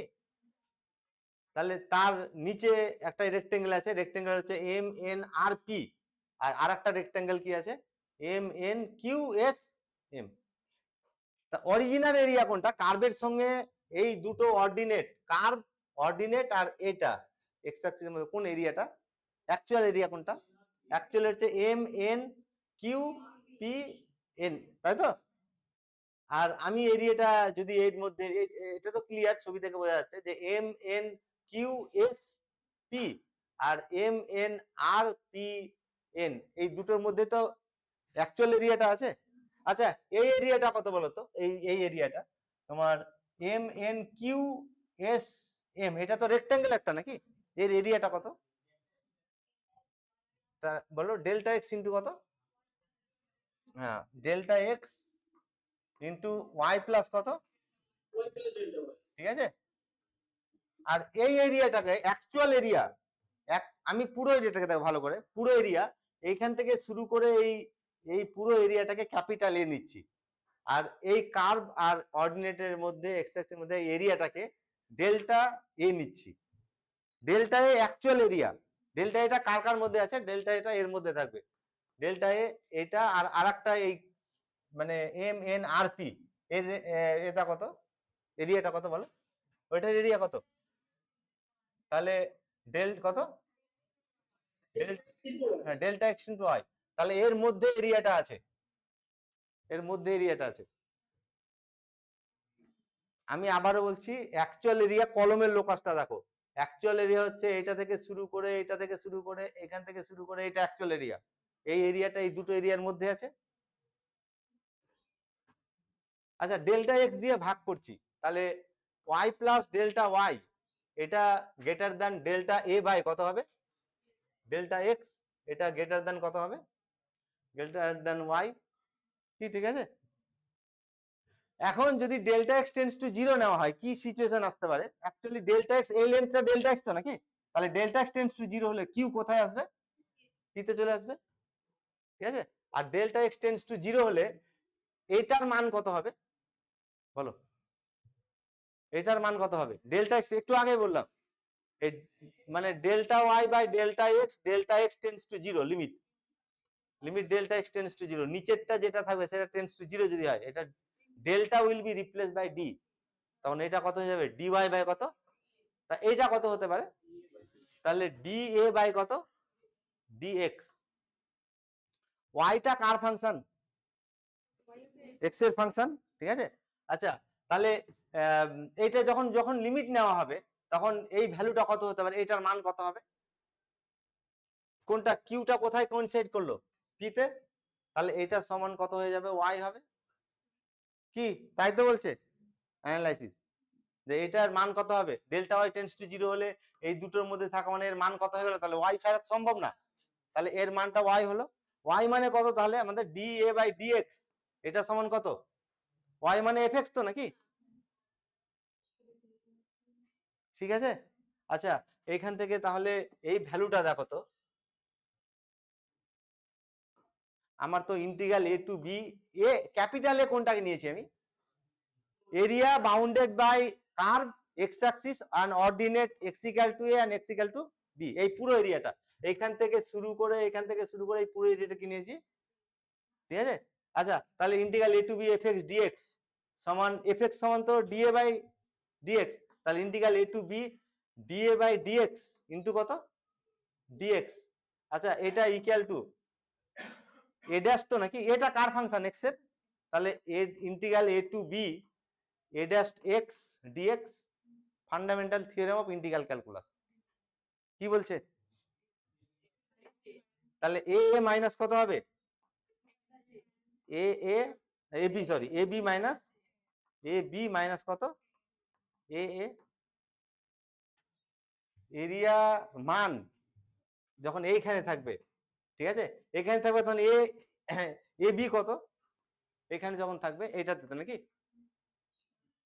কত এরিয়া? এটা পুরো এরিয়াটা তো নাকি? এই পুরো এরিয়াটা, তাহলে এটা সমান ক্যাপিটাল এ হলো। আর এ যখন এখানে থাকবে, এই পি পয়েন্টটা যখন এখানে থাকবে, এরিয়াটা কত? ভালো করে দেখো, পি পয়েন্ট যখন এইখানে আছে, পি পয়েন্টটা যখন এইখানে গেছে তখনই তো এক্স এর মান বি, তাহলে এই পুরো এরিয়াটা তাহলে হলো। আর পি পয়েন্ট যখন এইটার উপরে থাকবে তখন এক্স এর মান কত হবে, তখন এরিয়া কত, 0, তাহলে এটা মাইনাস কত হয়ে গেল, 0, তাহলে কোন মানটা থাকলো। তাহলে ইন্টিগ্রাল ক্যালকুলাসের ফান্ডামেন্টাল আরো অনেক ভাবে দেখানো যায়, পরে আমি সময় পেলে আরো 2 রকম ভাবে এটা দেখানো যায়, আমি সেটা বোঝাবো। রিমেন ইন্টিগ্রালের কনসেপ্ট দিয়েও বোঝানো যায় এটা, ঠিক আছে। এটা বোঝানোর মানে যখন এইচএস এর স্টুডেন্টদেরকে বোঝাতে যাবে তখন রিমেন ইন্টিগ্রেশন তো বুঝবে না ওরা, ঠিক আছে, তখন এটাকে এভাবেই করতে হবে, ঠিক আছে। যাই হোক, ভাইভাতে এটা একটা কোশ্চেন, একটা হচ্ছে delta y by delta x এর লিমিট ডিওয়াই বাই ডিএক্স কেন হয়, আর আরেকটা হচ্ছে integral A to b f x d x এটা কিভাবে এরিয়া রিপ্রেজেন্ট করছে, এটা হচ্ছে তার অ্যান্সারটা, ঠিক আছে। আমি শুরুতে কোনটাকে এ ধরেছিলাম, এই পুরোটাকে এ ধরেছিলাম, আর এর মান এ হবে যদি এক্স বি হয়, আর এর মান 0 হবে যদি এক্স এর মান কত হয়, এ হয়। এখানে মান বসিয়ে এটা পাওয়া যাচ্ছে।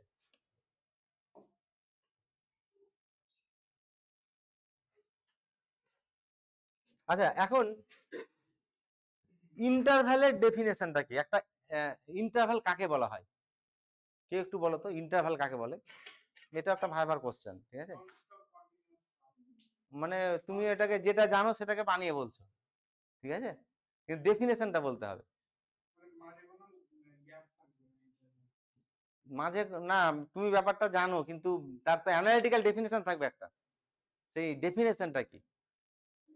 স্যার হ্যাঁ স্যার বলছি দুটো রিয়েল নাম্বার কনসিডার করলাম এ আর বি, হ্যাঁ তাহলে by law of trigonometry real number দুটো একটা পাওয়ার স্যাটিসফাই করতে হচ্ছে বি। হ্যাঁ তো আমরা যদি এবার এ আর বি এর মাঝে হুইচ লাইজ অন এ আর বি, হ্যাঁ ওগুলো যেন উনি হিসাবে বলতে পারছেন। হ্যাঁ তুমি মানে জানো ব্যাপারটা, তুমি বোঝাতেও পারছো, হ্যাঁ ঠিকই আছে, কিন্তু আমি বলছি এর অ্যানালিটিক্যাল ডেফিনেশনটা কি, ঠিক আছে। আচ্ছা, আমি যদি কেউ মানে এসকে মাপা রিয়াল অ্যানালিসিস বইটা পড়ে থাকো তাহলে এই প্রশ্নের উত্তর অবশ্যই পাবে। আর আমি প্রথমে শুরুতেই টেকনিকটা বলেছি, টিপসটা কি দিয়েছিলাম, যে ইন্ট্রোডাকশন থেকে শুরু করে সব করতে হবে, মানে থিওরেমের প্রমাণ আর প্রবলেমের সলিউশন বাদ দিয়ে, ঠিক আছে। ওইখানে দেখবে মাপার বইয়ে ডাইরেক্ট মানে ক্লিয়ারলি এর ইন্টারভালের ডেফিনেশনটা ক্লিয়ারলি লেখা আছে। ইন্টারভাল এটা কি হচ্ছে, দেখুন একটা point x belongs to y level। আচ্ছা ঠিক আছে, বিভিন্ন জন মানে সবাই জানো, ঠিক আছে সবাই জানো, কিন্তু অ্যানালিটিক্যাল ডেফিনেশনটা বলে দিচ্ছি আমি, অ্যানালিটিক্যাল ডেফিনেশনটা বলছি আমি, হ্যাঁ, সেট অফ রিয়েল নাম্বার, আর এস সেটকে এটাকে ইন্টারভাল বলা হবে, ঠিক আছে, অবশ্যই এটা নন এমটি হবে, এটাকে ইন্টারভাল বলা হবে যদি কি হয়, যে 1 নম্বর কন্ডিশন যে দুটো রিয়েল নাম্বার এ আর B with A less than B, ঠিক আছে, তাহলে এই এ বি পুরোপুরি সাবসেট হতে হবে এস এর, পুরোপুরি যদি সাবসেট হয় এস এর, তখন এটা মানে এ আর বি কার এলিমেন্ট, এ আর বি হচ্ছে এস এর এলিমেন্ট, এস এর দুটো এলিমেন্ট নিচ্ছি with A less than B, যদি এই ক্লোজড ইন্টারভালটা পুরোপুরি এস এর সাবসেট হয় তাহলে এস কে বলা হবে ইন্টারভাল। খুব ইম্পর্ট্যান্ট একটা কোশ্চেন এটা, ইন্টারভাল ব্যাপারটা আমরা সবাই জানি কিন্তু তার অ্যানালিটিক্যাল ডেফিনেশনটা আমরা অনেকে অ্যাভয়েড করে থাকি, ঠিক আছে। তাহলে ইন্টারভালের ডেফিনেশন কি হচ্ছে, আচ্ছা তোমাদের মধ্যে কাউকে, তোমাদের না তার আগের ব্যাচে ইন্টারভালের প্রশ্ন ধরেছিল কিন্তু এসএসসিতে, ঠিক আছে। আর এখান থেকে কি এক্সপার্ট কি করলেন বলো তো, যে বইটা তুমি পড়ছো কিনা এটা দেখতে আছে, মানে এমন কোন প্রশ্ন তোমাকে জিজ্ঞেস করবে না যেটা বই থেকে বইয়ের বাইরে, মানে এক্সপার্ট যদি চান তাহলে 10টা প্রশ্ন ধরলে তুমি 10টাই পারবে না এমন কোশ্চেন করতে পারে, কিন্তু এক্সপার্ট ওটা তো নিজের মহত্ব তো দেখাতে চাইবেন না, কি তাই তো নাকি, তুমি কতটা জানো, কতটা পড়ো, কতটা ডেপথ আছে এটাকে এক্সট্রাক্ট করবেন উনি। তার একটা সিম্পল কোশ্চেন, এই সিম্পল কোশ্চেন থেকে তোমাকে কিন্তু স্টাডি করে নেবেন, আর এইটা যখনই অ্যানালিটিক্যাল ডেফিনেশনটা দিয়ে দিবে তখনই মানে তুমি মানে এক্সপার্টের মন জয় করে নিলে, কিন্তু মানে একটা বিশাল মানে ভালো ইমপ্রেশন তৈরি করে দিলে তুমি, যে না বইটা তুমি পড়েছো, হ্যাঁ। আর বই বই পড়েছে কিনা এক্সপার্টদের এটা একটা যে বই পড়েছে কিনা এটাকে তোমাকে যাচাই করবে কিন্তু, কিছু ভাবে যখন দেখছো যে মানে এক্সপার্ট বুঝতে পারছেন যে বই পড়োনি, তখন লাস্টে প্রশ্ন করো কি ডিফারেন্সিয়াল ইকুয়েশন একটা বইয়ের নাম বলো তো। হ্যাঁ, ঠিক আছে, বুঝতে পেরেছো? তাহলে এটা মনে রাখতে হবে। স্যার হ্যাঁ, স্যার ইন্টারনাল কি সবসময় স্যার নন এমটি হতে হবে? কোনটা? ইন্টারনাল হ্যাঁ, ইন্টারভাল তো ডেফিনেশন তো তাই বলছি যে দুটো পয়েন্ট এ আর বি, দুটো পয়েন্ট এস এর মধ্যে থাকতে হবে, যে পয়েন্টটা উইথ এ লেস দেন কত হবে, বি হবে, ঠিক আছে। তার আর A B closed ইন্টারভালটা car subset হবে, এস এর সাবসেট হতে হবে, ঠিক আছে। তখনই এসটাকে ইন্টারভাল বলা হচ্ছে। এস কে ইন্টারভালকে ডিফাইন করা হচ্ছে in the concept of set. শুরুতে কি বলেছে, এসটা নন এমটি সাবসেট আর এর এইটা যদি ইন্টারভাল হতে হয় তাহলে এই কন্ডিশনকে কি করতে হবে, স্যাটিসফাই করতে হবে। তাহলে এমটি, এখানে তো এমটির কোনো প্রশ্ন নেই, তাহলে এমটি হলে তো এই দুটো পাওয়াই যাবে না এর মধ্যে, কি তাই তো নাকি? স্যার আমরা যে লিখি অনেক সময় এ ওপেন ইন্টারভাল যখন, হ্যাঁ, বলো। স্যার অনেক সময় আমরা যখন লিখি না এ ওপেন ইন্টারভাল, হ্যাঁ, ওপেন ইন্টারভাল এ তো, এটা এটা বলছো তো? দুটো বিন্দুতে এ নি। হ্যাঁ, ডেফিনেট এইটাই তো, মানে যখনই ইন্টারভালে প্রশ্ন করবেন না তখনই এইখান থেকে তোমাকে দুটো প্রশ্ন ধরে নেবেন। তাহলে এইখানে দেখো তুমি এখান থেকে দুটো পয়েন্ট, এটা বলছে কি দুটো পয়েন্ট এস থেকে দুটো পয়েন্ট, এস থেকে দুটো পয়েন্ট নিব, যেটা কি হচ্ছে আর এ আর বি তো তুমি নিতে পারবে না এসে, কারণ এটা কি এ আর বি কি এর মধ্যে আছে, এর বাইরে যে কোনো দুটো পয়েন্ট, এইটার বাইরে যে কোনো দুটো পয়েন্ট নিতে হবে, বোঝা গেল? হ্যাঁ,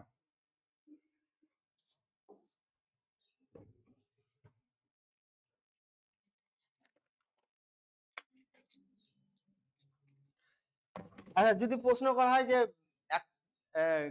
গ্রেটেস্ট এলিমেন্ট আর হচ্ছে ম্যাক্সিমাম এর মধ্যে কি সম্পর্ক বা কি পার্থক্য আছে, ডিফারেন্সটা কি? গ্রেটেস্ট এলিমেন্ট, হ্যাঁ স্যার ম্যাক্সিমাম এলিমেন্ট সবসময় সেটের মধ্যে থাকবে, হ্যাঁ, গ্রেটেস্ট এলিমেন্ট সেটে নাও বিলং করতে পারে। গ্রেটেস্ট এলিমেন্ট তো ডেফিনেশন তো তাই বলছে, ঠিক আছে। তোমার সরি, আমি প্রশ্নটা একটু ভুল বললাম, প্রশ্নটা হচ্ছে যে সুপ্রিমাম, হ্যাঁ হ্যাঁ প্রশ্নটা একটু ভুল বলেছি আমি, সুপ্রিমাম সুপ্রিমাম আর ম্যাক্সিমাম এদের মধ্যে কি পার্থক্য? হ্যাঁ হ্যাঁ, এই সুপ্রিমামটা কি হচ্ছে, সুপ্রিমামটা সেটের পয়েন্ট হতে পারে নাও হতে পারে, ঠিক আছে, কিন্তু হ্যাঁ ম্যাক্সিমামটা কি হবে, সেটের পয়েন্ট থাকবে, ঠিক আছে। মানে আমি যদি সেট একটা পয়েন্ট এভাবে ডিফাইন করি, F x x belongs two একটা সেটের মধ্যে, ধরো এ বি একটা এর মধ্যে আছে, তাহলে এই সেটের সুপ্রিমাম যদি হয়, ঠিক আছে, এর ম্যাক্সিমামটা ম্যাক্সিমাম এলিমেন্টটা কি, অ্যাকচুয়ালি ম্যাক্সিমামের ডেফিনিশনটা কি, F C greater than F x for all x belongs to deleted neighbourhood, তাই তো নাকি? সি মাইনাস ডেল্টা আর কত, সি প্লাস ডেল্টা। তো এফ সি কে কি বলা হচ্ছে, এফ সি কে তখন ম্যাক্সিমা বলা হচ্ছে। তাহলে কি হচ্ছে, এফ এক্স এফ সিটা অবশ্যই কি হচ্ছে তোমার, তাহলে সুপ্রিমাম আর ম্যাক্সিমাম মধ্যে পার্থক্যটা বোঝা গেল, সুপ্রিমাম আর ম্যাক্সিমাম। আচ্ছা, যদি বলা হয় সুপ্রিমাম ইনফিমাম আর ম্যাক্সিমাম মিনিমাম এদের কি পার্থক্য, সুপ্রিমাম মিনিমাম, সুপ্রিমাম ইনফিমাম আর ম্যাক্সিমাম মিনিমাম। মনে রাখবে যে infimum always less than equal two কি হয়, infimum always less than equal two supremum, তাই তো? হ্যাঁ স্যার কিন্তু minimum always less than equal two maximum হয় না। কি? হ্যাঁ, তার এক্সাম্পল এফএক্স এটা বলেছিলাম না, এক্স প্লাস কত, এর মিনিমাম ম্যাক্সিমাম ভ্যালু কার থেকে ছোট হয়? তাহলে ইনফিমাম, ইনফিমাম মানে মিনিমাম বলা যাবে না কিন্তু, আমি যেটা বলছি, আর সুপ্রিমাম মানে কি বলা যাবে না, ম্যাক্সিমাম বলা যাবে না। এই সেটের যদি সুপ্রিমাম থাকে সেটা ম্যাক্সিমাম হতে পারে নাও হতে পারে। তাহলে infimum always less than equal two কি হয়, সুপ্রিমাম, কিন্তু minimum always less than equal two কি হয় না, ম্যাক্স, ঠিক আছে। তাহলে এটা always not less than equal to this, যেমন এই ফাংশনটার ক্ষেত্রে এর ম্যাক্সিমাম ভ্যালুটা কার থেকে ছোট হয়, মিনিমাম থেকে ছোট হয়, ঠিক আছে।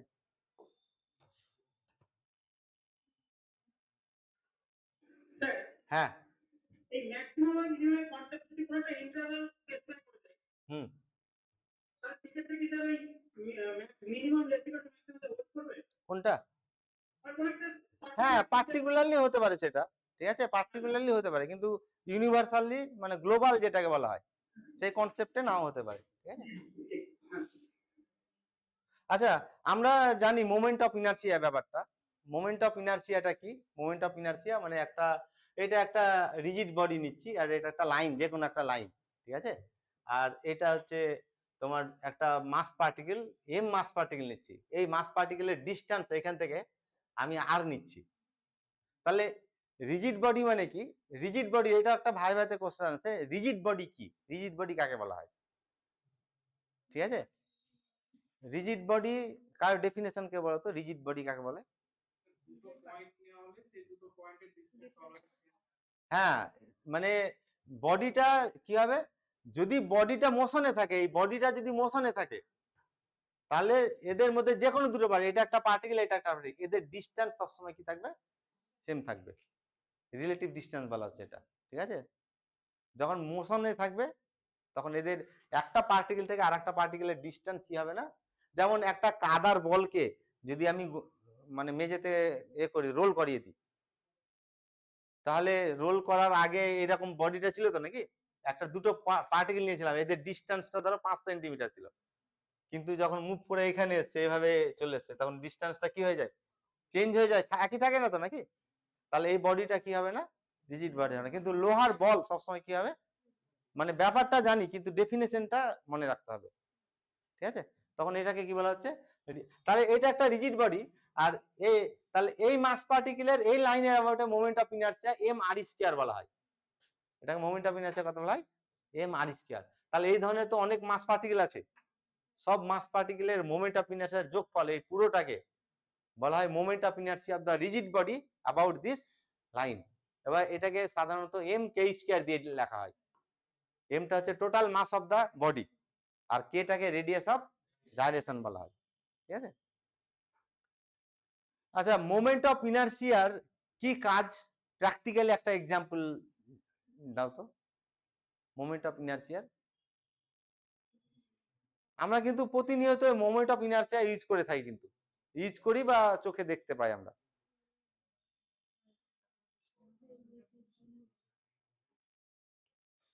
তো খুব রোদ লাগলে, গরম লাগলে তো আখের রস খাও তোমরা, হ্যাঁ? আখের রসে কি করে দেখেছো তো নাকি, একটা বড় চাকা থাকে না, ওই চাকাটার কাজ কি? ওই চাকাটা যদি না থাকতো, ওই আখের রসে যে রস এক্সট্রাক্ট করে, সেখানে যদি বড় চাকাটা না থাকতো, চাকতিটা, তাহলে কি সমস্যা হতো, কি অসুবিধা হতো?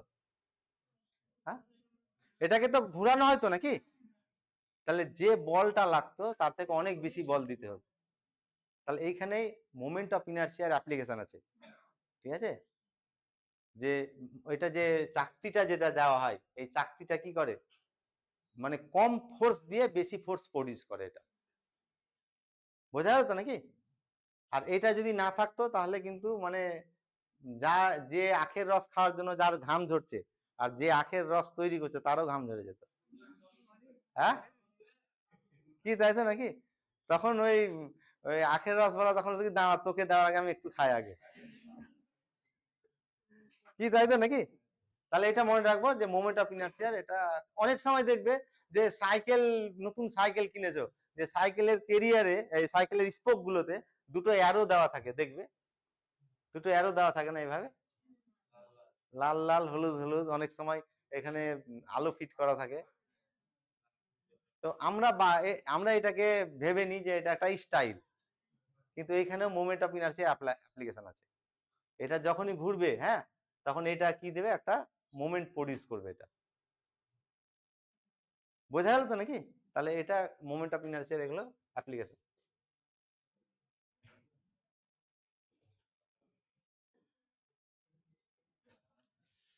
আচ্ছা, এখন যখন আমরা নিউমেরিক্যাল অ্যানালাইসিস ডিসকাস করি, তখন একটা টার্ম আছে ইন্টারপোলেশন। ইন্টারপোলেশন ব্যাপারটা কি আমরা সবাই জানি, হ্যাঁ। ইন্টারপোলেশনটা কি অ্যাকচুয়ালি? ইন্টারপোলেশন ব্যাপারটা হচ্ছে যে এক্স এর কিছু মান দেওয়া আছে, এটা এক্স আর এফ এক্স, ঠিক আছে। এক্স এর কিছু মান দেওয়া আছে, সাপোজ 1 2 3 4 5, আর ওয়াই এর কিছু মান দেওয়া আছে 8 10 17 20 আর 36। ফাংশনটা আমাদের কাছে আননোন, কিন্তু সেই ফাংশনের কয়েকটা পয়েন্টে ফাংশনাল ভ্যালু জানা আছে। যেমন 1 এ x যখন 1 তখন এর ফাংশনাল ভ্যালু কত এটা দেওয়া আছে, ঠিক আছে। ফাংশনটা জানি না, কিন্তু ফাংশনের কি দেওয়া আছে, কয়েকটা পয়েন্টে ফাংশনাল ভ্যালু জানা আছে। এখন যদি আমাকে 1.5 এর মান বের করতে পারে,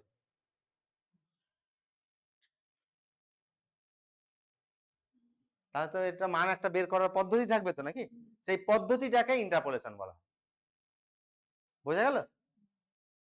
তাহলে এই দুটো দেওয়া আছে, তার মধ্যে একটা ইন্টারমিডিয়েট পয়েন্ট, এ 1 আর 2 এর মধ্যে ইন্টারমিডিয়েট পয়েন্ট তো এটা নাকি, একটা মধ্যবর্তী পয়েন্ট হচ্ছে 1.5।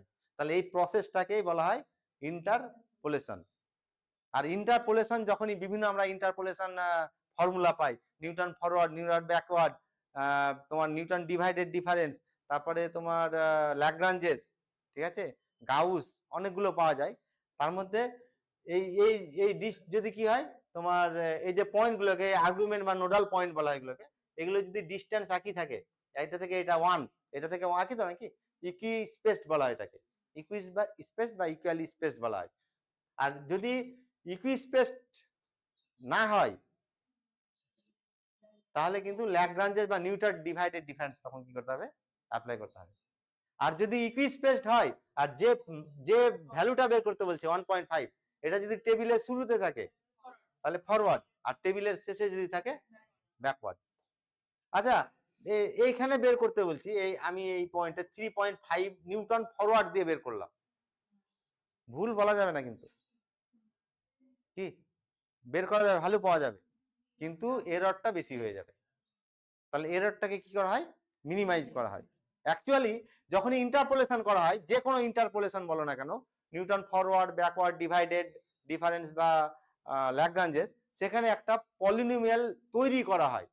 কিরকম পলিনোমিয়াল তৈরি করা হয়, যে এটা হচ্ছে আননোন ফাংশনটাকে আমি গ্রাফে দেখাচ্ছি, এটা হচ্ছে আননোন ফাংশন এফএক্স ফাংশনটা, y ইকুয়াল টু এফএক্সটা, ঠিক আছে। আর এই পয়েন্টে ফাংশনাল ভ্যালুগুলো, এই পয়েন্টে ফাংশনাল ভ্যালু হচ্ছে এটা x0, এটা হচ্ছে x1, এটা x2, এইভাবে xn-1, এই পয়েন্টে ভ্যালুগুলো জানা আছে, xn-1, এটা xn। অনেক সময় এটাকে a দিয়ে ডিনোট করা হয়, এটা কি দিয়ে ডিনোট করা হয়, b দিয়ে ডিনোট করা হয়। এই ফাংশনটার এফএক্স ফাংশনটার পুরো ফাংশনটা আমি জানি না, আমি বোঝানোর সুবিধার জন্য এখানে গ্রাফে ফাংশনটাকে দেখাচ্ছি। এই পয়েন্টে ভ্যালু জানা আছে, এই পয়েন্টে ফাংশনটার ভ্যালু জানা আছে। তাহলে কি করা হয়, একটা পলিনোমিয়াল তৈরি করা হয়, কটা পয়েন্ট নিচে এখানে n+1টা, n ডিগ্রি একটা পলিনোমিয়াল তৈরি করা হয়, যেটা যে পলিনোমিয়ালটাকে ln x দিয়ে ডিনোট করা হয়। আর এই ln x টাকে ইন্টারপোলেটিং পলিনোমিয়াল বলা হয় এটাকে। পলিনোমিয়ালের প্রপার্টিটা কি, পলিনোমিয়ালটা এমন ভাবে চুজ করা হয় যে যে কোনো এক্স এ এই ভ্যালু আর এর ভ্যালু কাছাকাছি থাকবে, অ্যাপ্রক্সিমেটলি কি হবে, ইকুয়াল হবে।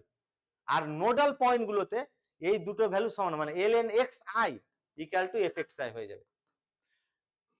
নোডাল পয়েন্টগুলোতে ফাংশনাল ভ্যালু fx আর ln x এর সমান, আর অন্য পয়েন্টগুলোতে এদের ফাংশনাল ভ্যালু কি হবে, অ্যাপ্রক্সিমেটলি ইকুয়াল, ঠিক আছে। তাহলে এই যে ln x টাকে আমি এখানে গ্রাফে দেখাচ্ছি, ln x টা হচ্ছে এরকম,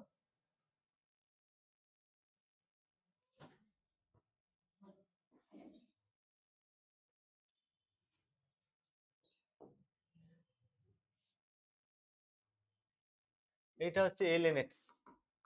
এখানে লক্ষ্য করে দেখো যে এই x0 পয়েন্টে এই নীল এই হলুদ কালারের গ্রাফটা হচ্ছে ln x এর গ্রাফ, আর সাদাটা কার গ্রাফ, fx এর গ্রাফ। এই দুটো একই তো নাকি, এই পয়েন্টে দুটো একই, এই পয়েন্টে প্রত্যেকটা নোডাল পয়েন্টগুলোতে fx আর ln x এর ভ্যালু কি হয়ে আছে, সমান হয়ে আছে। আর অন্য যে কোনো পয়েন্ট যদি আমি x এইখানে নিই, সাপোজ এটা যে কোনো একটা x নিলাম, তাহলে এইখানে অ্যাকচুয়াল ভ্যালু হবে এটা, আর অ্যাপ্রক্সিমেট ভ্যালু কোনটা দিবে, এটা তো নাকি। তার মানে এই যে এই লাল হাইটটাকে, এটাকে এরর বলা হয় এটাকে। এক্স এর অ্যাকচুয়াল ভ্যালু এটা, তাই তো নাকি? এফ এক্স এর এক্স এর মান যখন এক্স হবে তখন অ্যাকচুয়াল ভ্যালু এটা হবে, কিন্তু ইন্টারপোলেশনে কোন ভ্যালুটা দেবে? এই ভ্যালুটা দেবে। তাহলে এদের একটা ডিফারেন্স থাকছে তো নাকি? এটা হচ্ছে এরর। তাহলে এই প্রসেসটাকে ইন্টারপোলেশন বলা হচ্ছে। আর ইন্টারপোলেশন যখন করা হয় তখন ইন্টারপোলেটিং কি করা হয়? এটা এএলএনএক্স টাকে কি বলা হয়? Interpolating polynomial. এটাকে কিন্তু মানে আমাদের যে সিলেবাসে আছে পলিনোমিয়াল কনস্ট্রাক্ট করা হয়, কিন্তু পলিনোমিয়াল ছাড়া অন্যও হতে পারে, এটা অন্য কনস্ট্রাক্ট করে করা যায়, ঠিক আছে?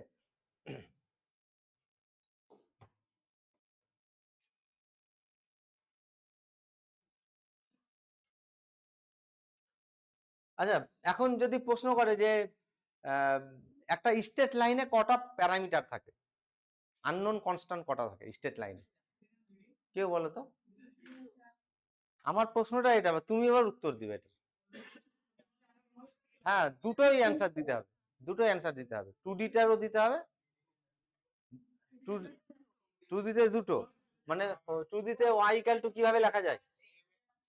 হ্যাঁ, y equal two mx, y equal two mx plus c, এই দুটো হচ্ছে আননোন কনস্ট্যান্ট বা প্যারামিটার। আর যখন তোমার এতে থাকবে 3D যখন থাকবে তখন ইকুয়েশনটা কত হয়? x মাইনাস x1 বাই কত, a y minus y1 by b, আর z মাইনাস কত, z1 বাই c। এটা সিমেট্রিক্যাল ফর্ম। আর জেনারেল ফর্মটা স্টেট লাইনের ax plus by plus cz plus d equal to 0 equal to a dash x plus b dash y plus c dash z plus d dash. ঠিক আছে? দেখে মনে হচ্ছে অনেকগুলো constant a b c d a dash b dash c dash, কিন্তু 3 ডাইমেনশনে state লাইনে কটা unknown parameter থাকে? 4টে থাকে। আর 2D তে কত থাকে? যদি প্লেনের কথা বলা হয়, প্লেনে কটা আননোন প্যারামিটার থাকে? প্লেনে 3টা থাকবে। মানে এ প্লেনের general form x plus by plus cz plus কত, d ইকুয়াল টু 0, কিন্তু এটাকে এইভাবে লেখা হয় ax plus by plus cz equal to 1, এইভাবে তো লেখা যায়। তখন প্যারামিটার কটা চলে আসে? 3টে চলে আসে। তাহলে এটা একটা প্লেন, মানে যেটা একটা ধারার মতো, যে এটা একটা প্লেন অ্যাকচুয়ালি 3 ডাইমেনশনে straight line is intersection of two planes. তাহলে এটা একটা প্লেন আর এটা একটা প্লেন। প্লেন যেহেতু, তাহলে এখানে কটা কনস্ট্যান্ট আছে? এটা 3টে কনস্ট্যান্ট, আর এখানেও 3টে কনস্ট্যান্ট। তাহলে দেখে তো মনে হচ্ছে 6টা প্যারামিটার আছে, কিন্তু অ্যাকচুয়ালি কটা থাকে? 4টে। আর এটা কেন 4টে প্যারামিটার হয়, একটু বইটা ঘোষ মাইতি বা অন্য যে কোনো বইয়ে স্ট্রেট লাইন চ্যাপ্টারটা দেখে নিবে একটু। হ্যাঁ, এখানে প্রমাণ করতে একটু টাইম লাগে, একটু দেখে রাখবে এটা। হ্যাঁ, নিজের কনসেপ্টটা ক্লিয়ার করার জন্য। নিজের মধ্যে তো একটা প্রশ্ন আসতে পারে যে এটা তো প্যারাডক্সের মতো মনে হচ্ছে, যে এখানে এটা প্লেন, এটা প্লেন, এখানে 3টে প্যারামিটার, এখানেও 3টে, তাহলে তো স্ট্রেট লাইনে অ্যাকচুয়ালি 6টা প্যারামিটার হওয়ার কথা, কিন্তু 4টে কেন হয় একটু দেখে নিও এটা। হ্যাঁ, হ্যাঁ, যে কোনো ফর্ম থেকে, ওইখানে সিমেট্রিক ফর্ম দিয়ে প্রমাণটা করা আছে, দেখবে।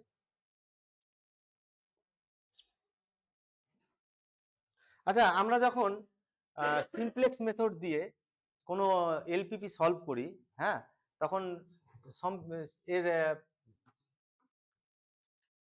আমি শুধু এটাকে দেখাচ্ছি, এই লাস্টেরটা কত, জেড জে মাইনাস সি বলা হয় এটাকে, Z J minus C J, আর এগুলোকে নেট ইভ্যালুয়েশন বলা হয়, তাই তো নাকি? তা এটা ধরো এরকম নেট ইভ্যালুয়েশন আছে -1 -2 5 আর -3, কোনটাকে ঢোকানো হয়? এটা এন্টারিং, তাই তো? এখন ভাইভাতে এরকম একটা প্রশ্ন আসে যে এইটা না করে যদি এইটা করতাম কি হতো? এটা কি ভুল না ঠিক? এইটা কিন্তু ভুল বলা যাবে না। অ্যাকচুয়ালি মানে প্রসেসটা এমন যে মোস্ট নেগেটিভটা যদি কি করা হয়, চুজ করা হয় এন্টারিং হিসাবে, তাহলে অবজেক্টিভ ফাংশনের ইমপ্রুভমেন্ট হয়। ইমপ্রুভমেন্ট মানে কি, যদি অবজেক্টিভ ফাংশন মিনিমাইজিং থাকে তাহলে ফাংশন ভ্যালুটা মিনিমাইজ হবে, কমের দিকে যাবে, আর ম্যাক্সিমাইজিং থাকলে কি হবে, বেশির দিকে যাবে।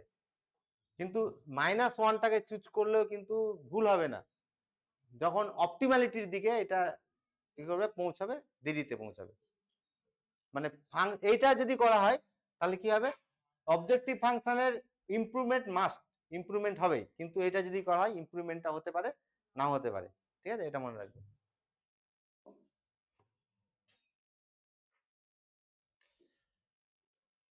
তাহলে ফ্রিকশন ব্যাপারটা কি? ফ্রিকশন ব্যাপারটা হচ্ছে যে একটা ফোর্স, যে ফোর্সটা মোশনকে কি করে বাধা দেয়। যে যদি এইরকম, যার একটা এক্সাম্পল দিচ্ছি, এটা একটা ইটের ব্লক আছে বা কাঠের ব্লক যাই বলো কেন, ইট, এটা হচ্ছে একটা ইট বা কাঠের ব্লক বা অন্য যে কোনো বডি। আর সেম বডিকে একবার, এই যে মেঝেটা আছে, এই মেঝেটা স্মুথ মানে মসৃণ এটা, আর এই মেঝেটা হচ্ছে রাফ, অমসৃণ বা কি বলে এটাকে, খড়খড়ে আর কি। আচ্ছা, এই ইটটাকে যখন এটাকে ফোর্স দিয়ে টানা হয়,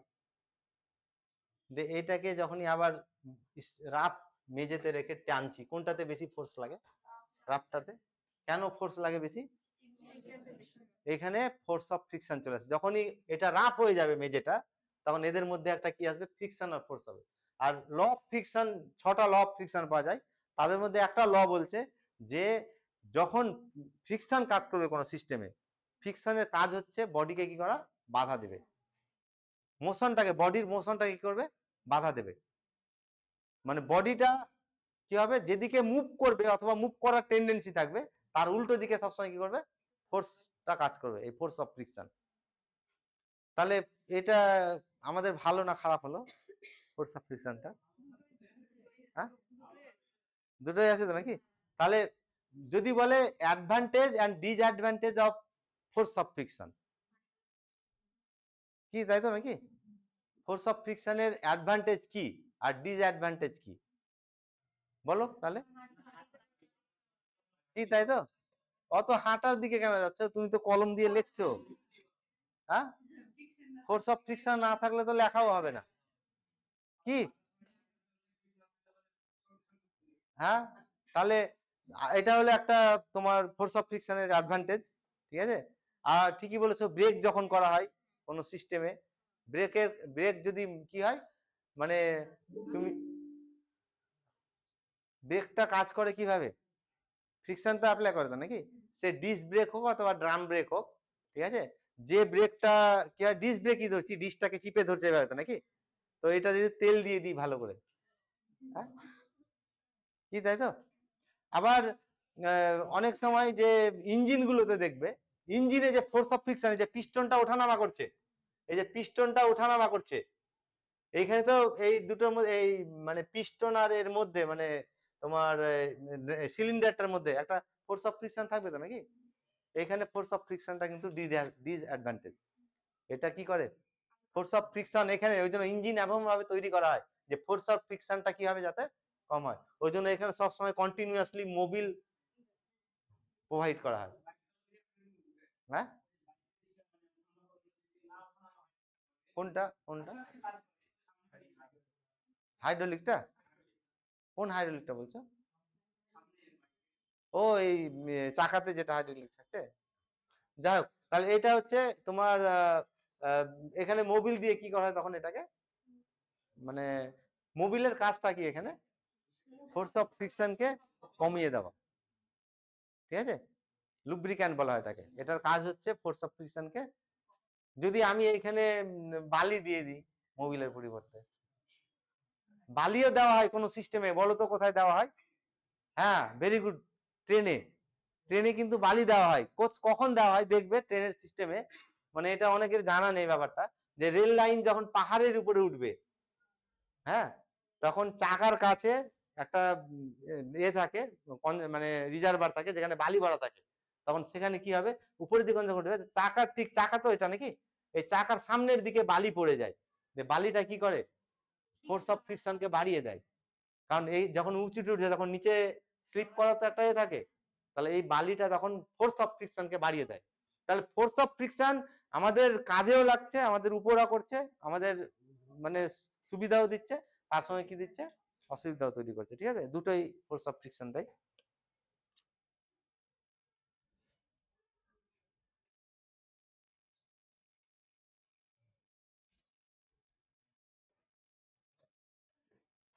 আচ্ছা, এখন প্রবাবিলিটিতে যদি যাই, প্রবাবিলিটিতে একটা পাওয়া যায় যে এস্টিমেটার, ঠিক আছে, বায়াসড এস্টিমেটার আর আনবায়াসড এস্টিমেটার, ঠিক আছে, বায়াসড এস্টিমেটার আর আনবায়াসড, কারো মনে আছে? বায়াসড আর আনবায়াসড, বায়াসড আর কি হচ্ছে আনবায়াসড এস্টিমেটার, ঠিক আছে। অ্যাকচুয়ালি মিউ এর যদি এস্টিমেটার মিউ ক্যাপ হয়, ঠিক আছে, ম্যাক্সিমাম লাইকলিহুড এস্টিমেশন পড়া নেই? হ্যাঁ হ্যাঁ, এটা এক্সপেকটেশন অফ মিউ ক্যাপ, এটা যদি কি হয়ে যায় মিউ হয় তখন কি হবে, এটা আনবায়াসড হবে।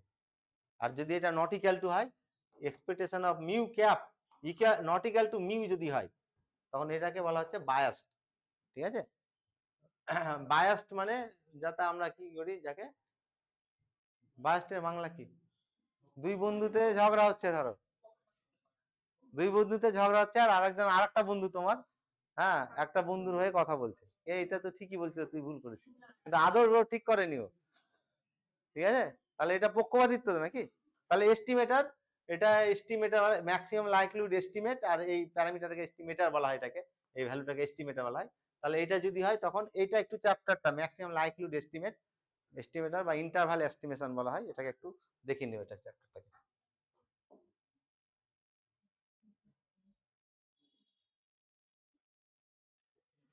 আচ্ছা, এখন কনিক কনিক সেকশন যেটা বলা হয়, কনিক সেকশন কথাটা কোথা থেকে এসছে কি বলতো? যেমন ইলিপসটাকে কি বলে?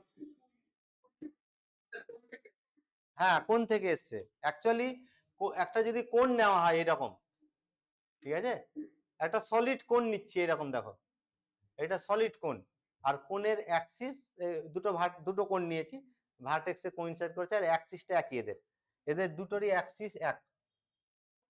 আচ্ছা, এখন একটা প্লেন দিয়ে কোণটাকে আমি কাটবো, যদি হ্যাঁ, যদি কোণটা মানে একটা প্লেন দিয়ে কোণকে কাটবো, এই প্লেন দিয়ে এটা কোণটাকে কেটে দিলাম, এই প্লেন দিয়ে যখন কোণকে কাটা হবে তখন কি পাওয়া যাবে, একটা সেকশন পাওয়া যাবে, এই সেকশনটা কি হবে, ইলিপ্টিক সেকশন, ঠিক আছে।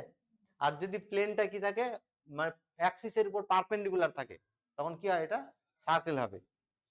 আর হাইপারবোলা কখন হয়, প্যারালাল হবে, অ্যাক্সিসের সঙ্গে প্যারালাল।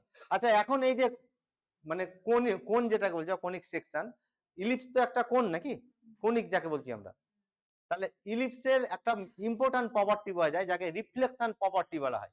রিফ্লেকশন প্রপার্টিটা কি, কেউ কারোর মনে আছে? হ্যাঁ,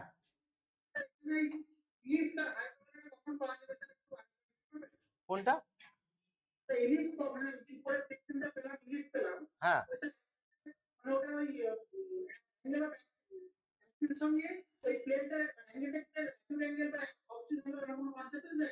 কোনটাতে? হ্যাঁ, না, হাইপারবোলা কি করে হয় বলো? হাইপারবোলা হ্যাঁ, অ্যাক্সিসের সঙ্গে প্যারালাল যখনই হবে, এই অ্যাক্সিসের সঙ্গে কি হচ্ছে যখন প্যারালাল, মানে এইরকম ভাবে যদি কেটে দেওয়া হয় এটাকে, ঠিক আছে, তাহলে কি পাওয়া যাবে, একটা হাইপারবোলা পাওয়া যাবে। কোন সেকশনটা কেমন, এখানে একটা সেকশন হয় না, এখানে একটা সেকশন হয়, আর হাইপারবোলার কটা ব্রাঞ্চ থাকে, দুটো ব্রাঞ্চ থাকে। আচ্ছা, যাই হোক, আমি যে প্রশ্নটা করছি যে ইলিপসের রিফ্লেকশন প্রপার্টিটা কি বলতো, ইলিপসের কারো মনে আছে? একটা ইম্পর্টেন্ট প্রপার্টি পাওয়া যায় যাকে reflection property of ellipse. Actually প্রত্যেকটা কণিকের একটা রিফ্লেকশন প্রপার্টি থাকে, রিফ্লেকশন প্রপার্টি, আচ্ছা রিফ্লেকশন প্রপার্টি অফ ইলিপস। আমি একটা বলে দিচ্ছি আর বাকি দুটো তোমাদের হোমওয়ার্ক দিচ্ছি, ঠিক আছে। হাইপারবোলা আর প্যারাবোলা রিফ্লেকশন প্রপার্টি তোমরা নিজে দেখে নিবে, মানে আমি যেটা বললাম যে বই পড়লে পাবে কিন্তু, ঠিক আছে, বইটা একটু পড়তে হবে।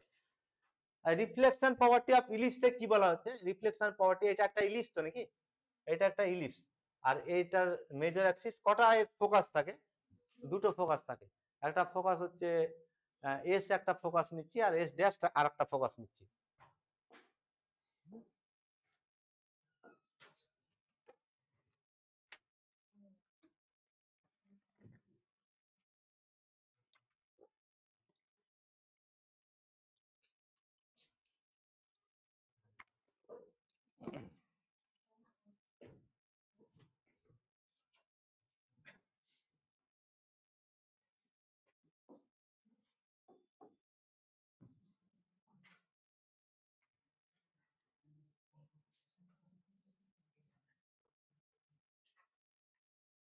তাহলে দুটো ফোকাস থাকছে, একটা ফোকাস এস আর আরেকটা ফোকাস হচ্ছে এস ড্যাশ, ঠিক আছে।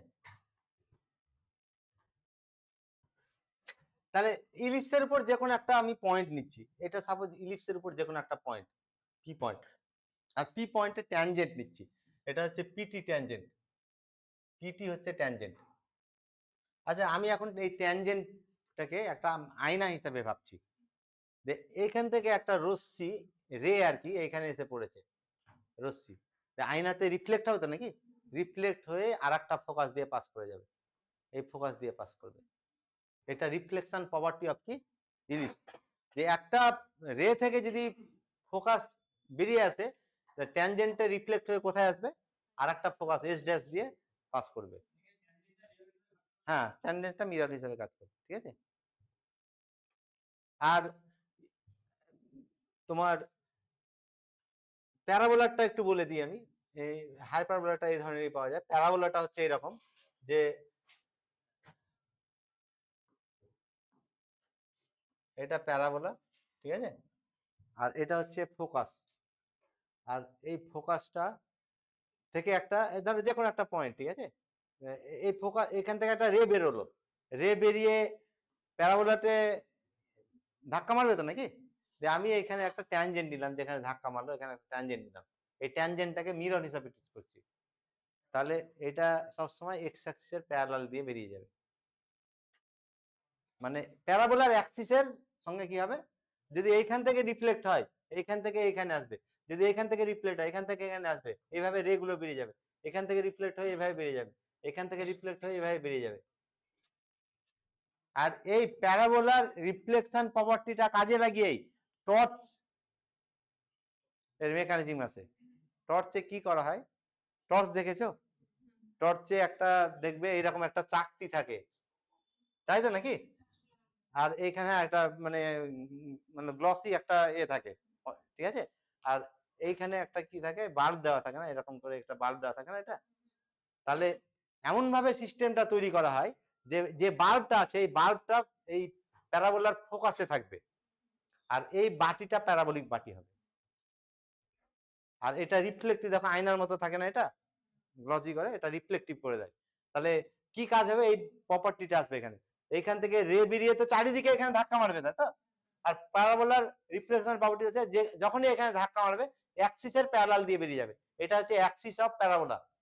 এখানে ধাক্কা মারলো অ্যাক্সিসের প্যারাবোলা, এটা ধাক্কা মারলো এইভাবে, যেখানে ধাক্কা মারবে কি হবে, অ্যাক্সিসের প্যারালালি বেরিয়ে যাবে, দিয়ে এইভাবে কোন অবজেক্ট এভাবে আলোটা পড়ে, দূরে যায়, অনেক দূরে যায় না এটা।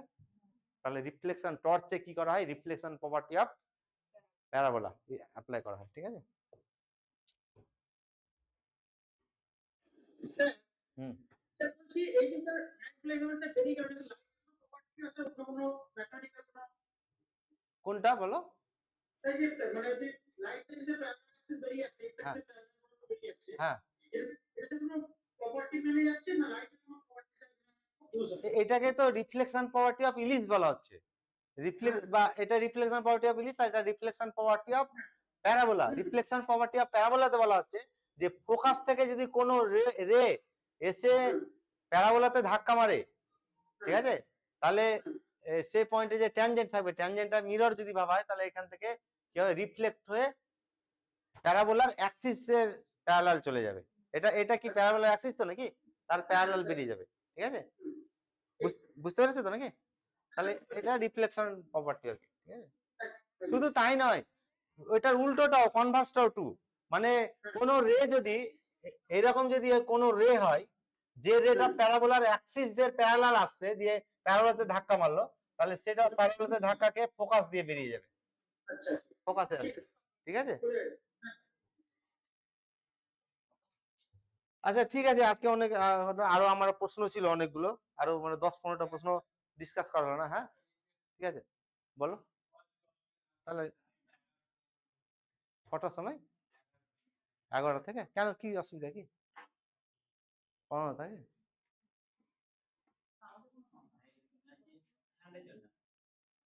তো 11টা তো দেরি হয়ে যাচ্ছে অনেক। সুবিধা হয়। আচ্ছা দেখছি আমি এটা, হ্যাঁ আচ্ছা 11টা হলে তোমাদের সুবিধা আছে, কিন্তু হ্যাঁ মেয়েদের তো রান্না বান্না আছে বলছে। হ্যাঁ, আর আর একটা কথা মনে রাখবে যে সকালে মানে পড়ে উঠে যখন পড়বে বা পড়াবো, আমাদেরও পড়ানোর মুডটা ভালো থাকে। হ্যাঁ, আর 11টা যখনই বেজে যাবে তখন বাজার যাব, মাছ পাওয়া যাবে না, মাথা গরম হয়ে গেল। হ্যাঁ, কি পড়াবো তোমাদেরকে তখন? আচ্ছা দেখছি নূর আমি। হ্যাঁ, ঠিক আছে। Well,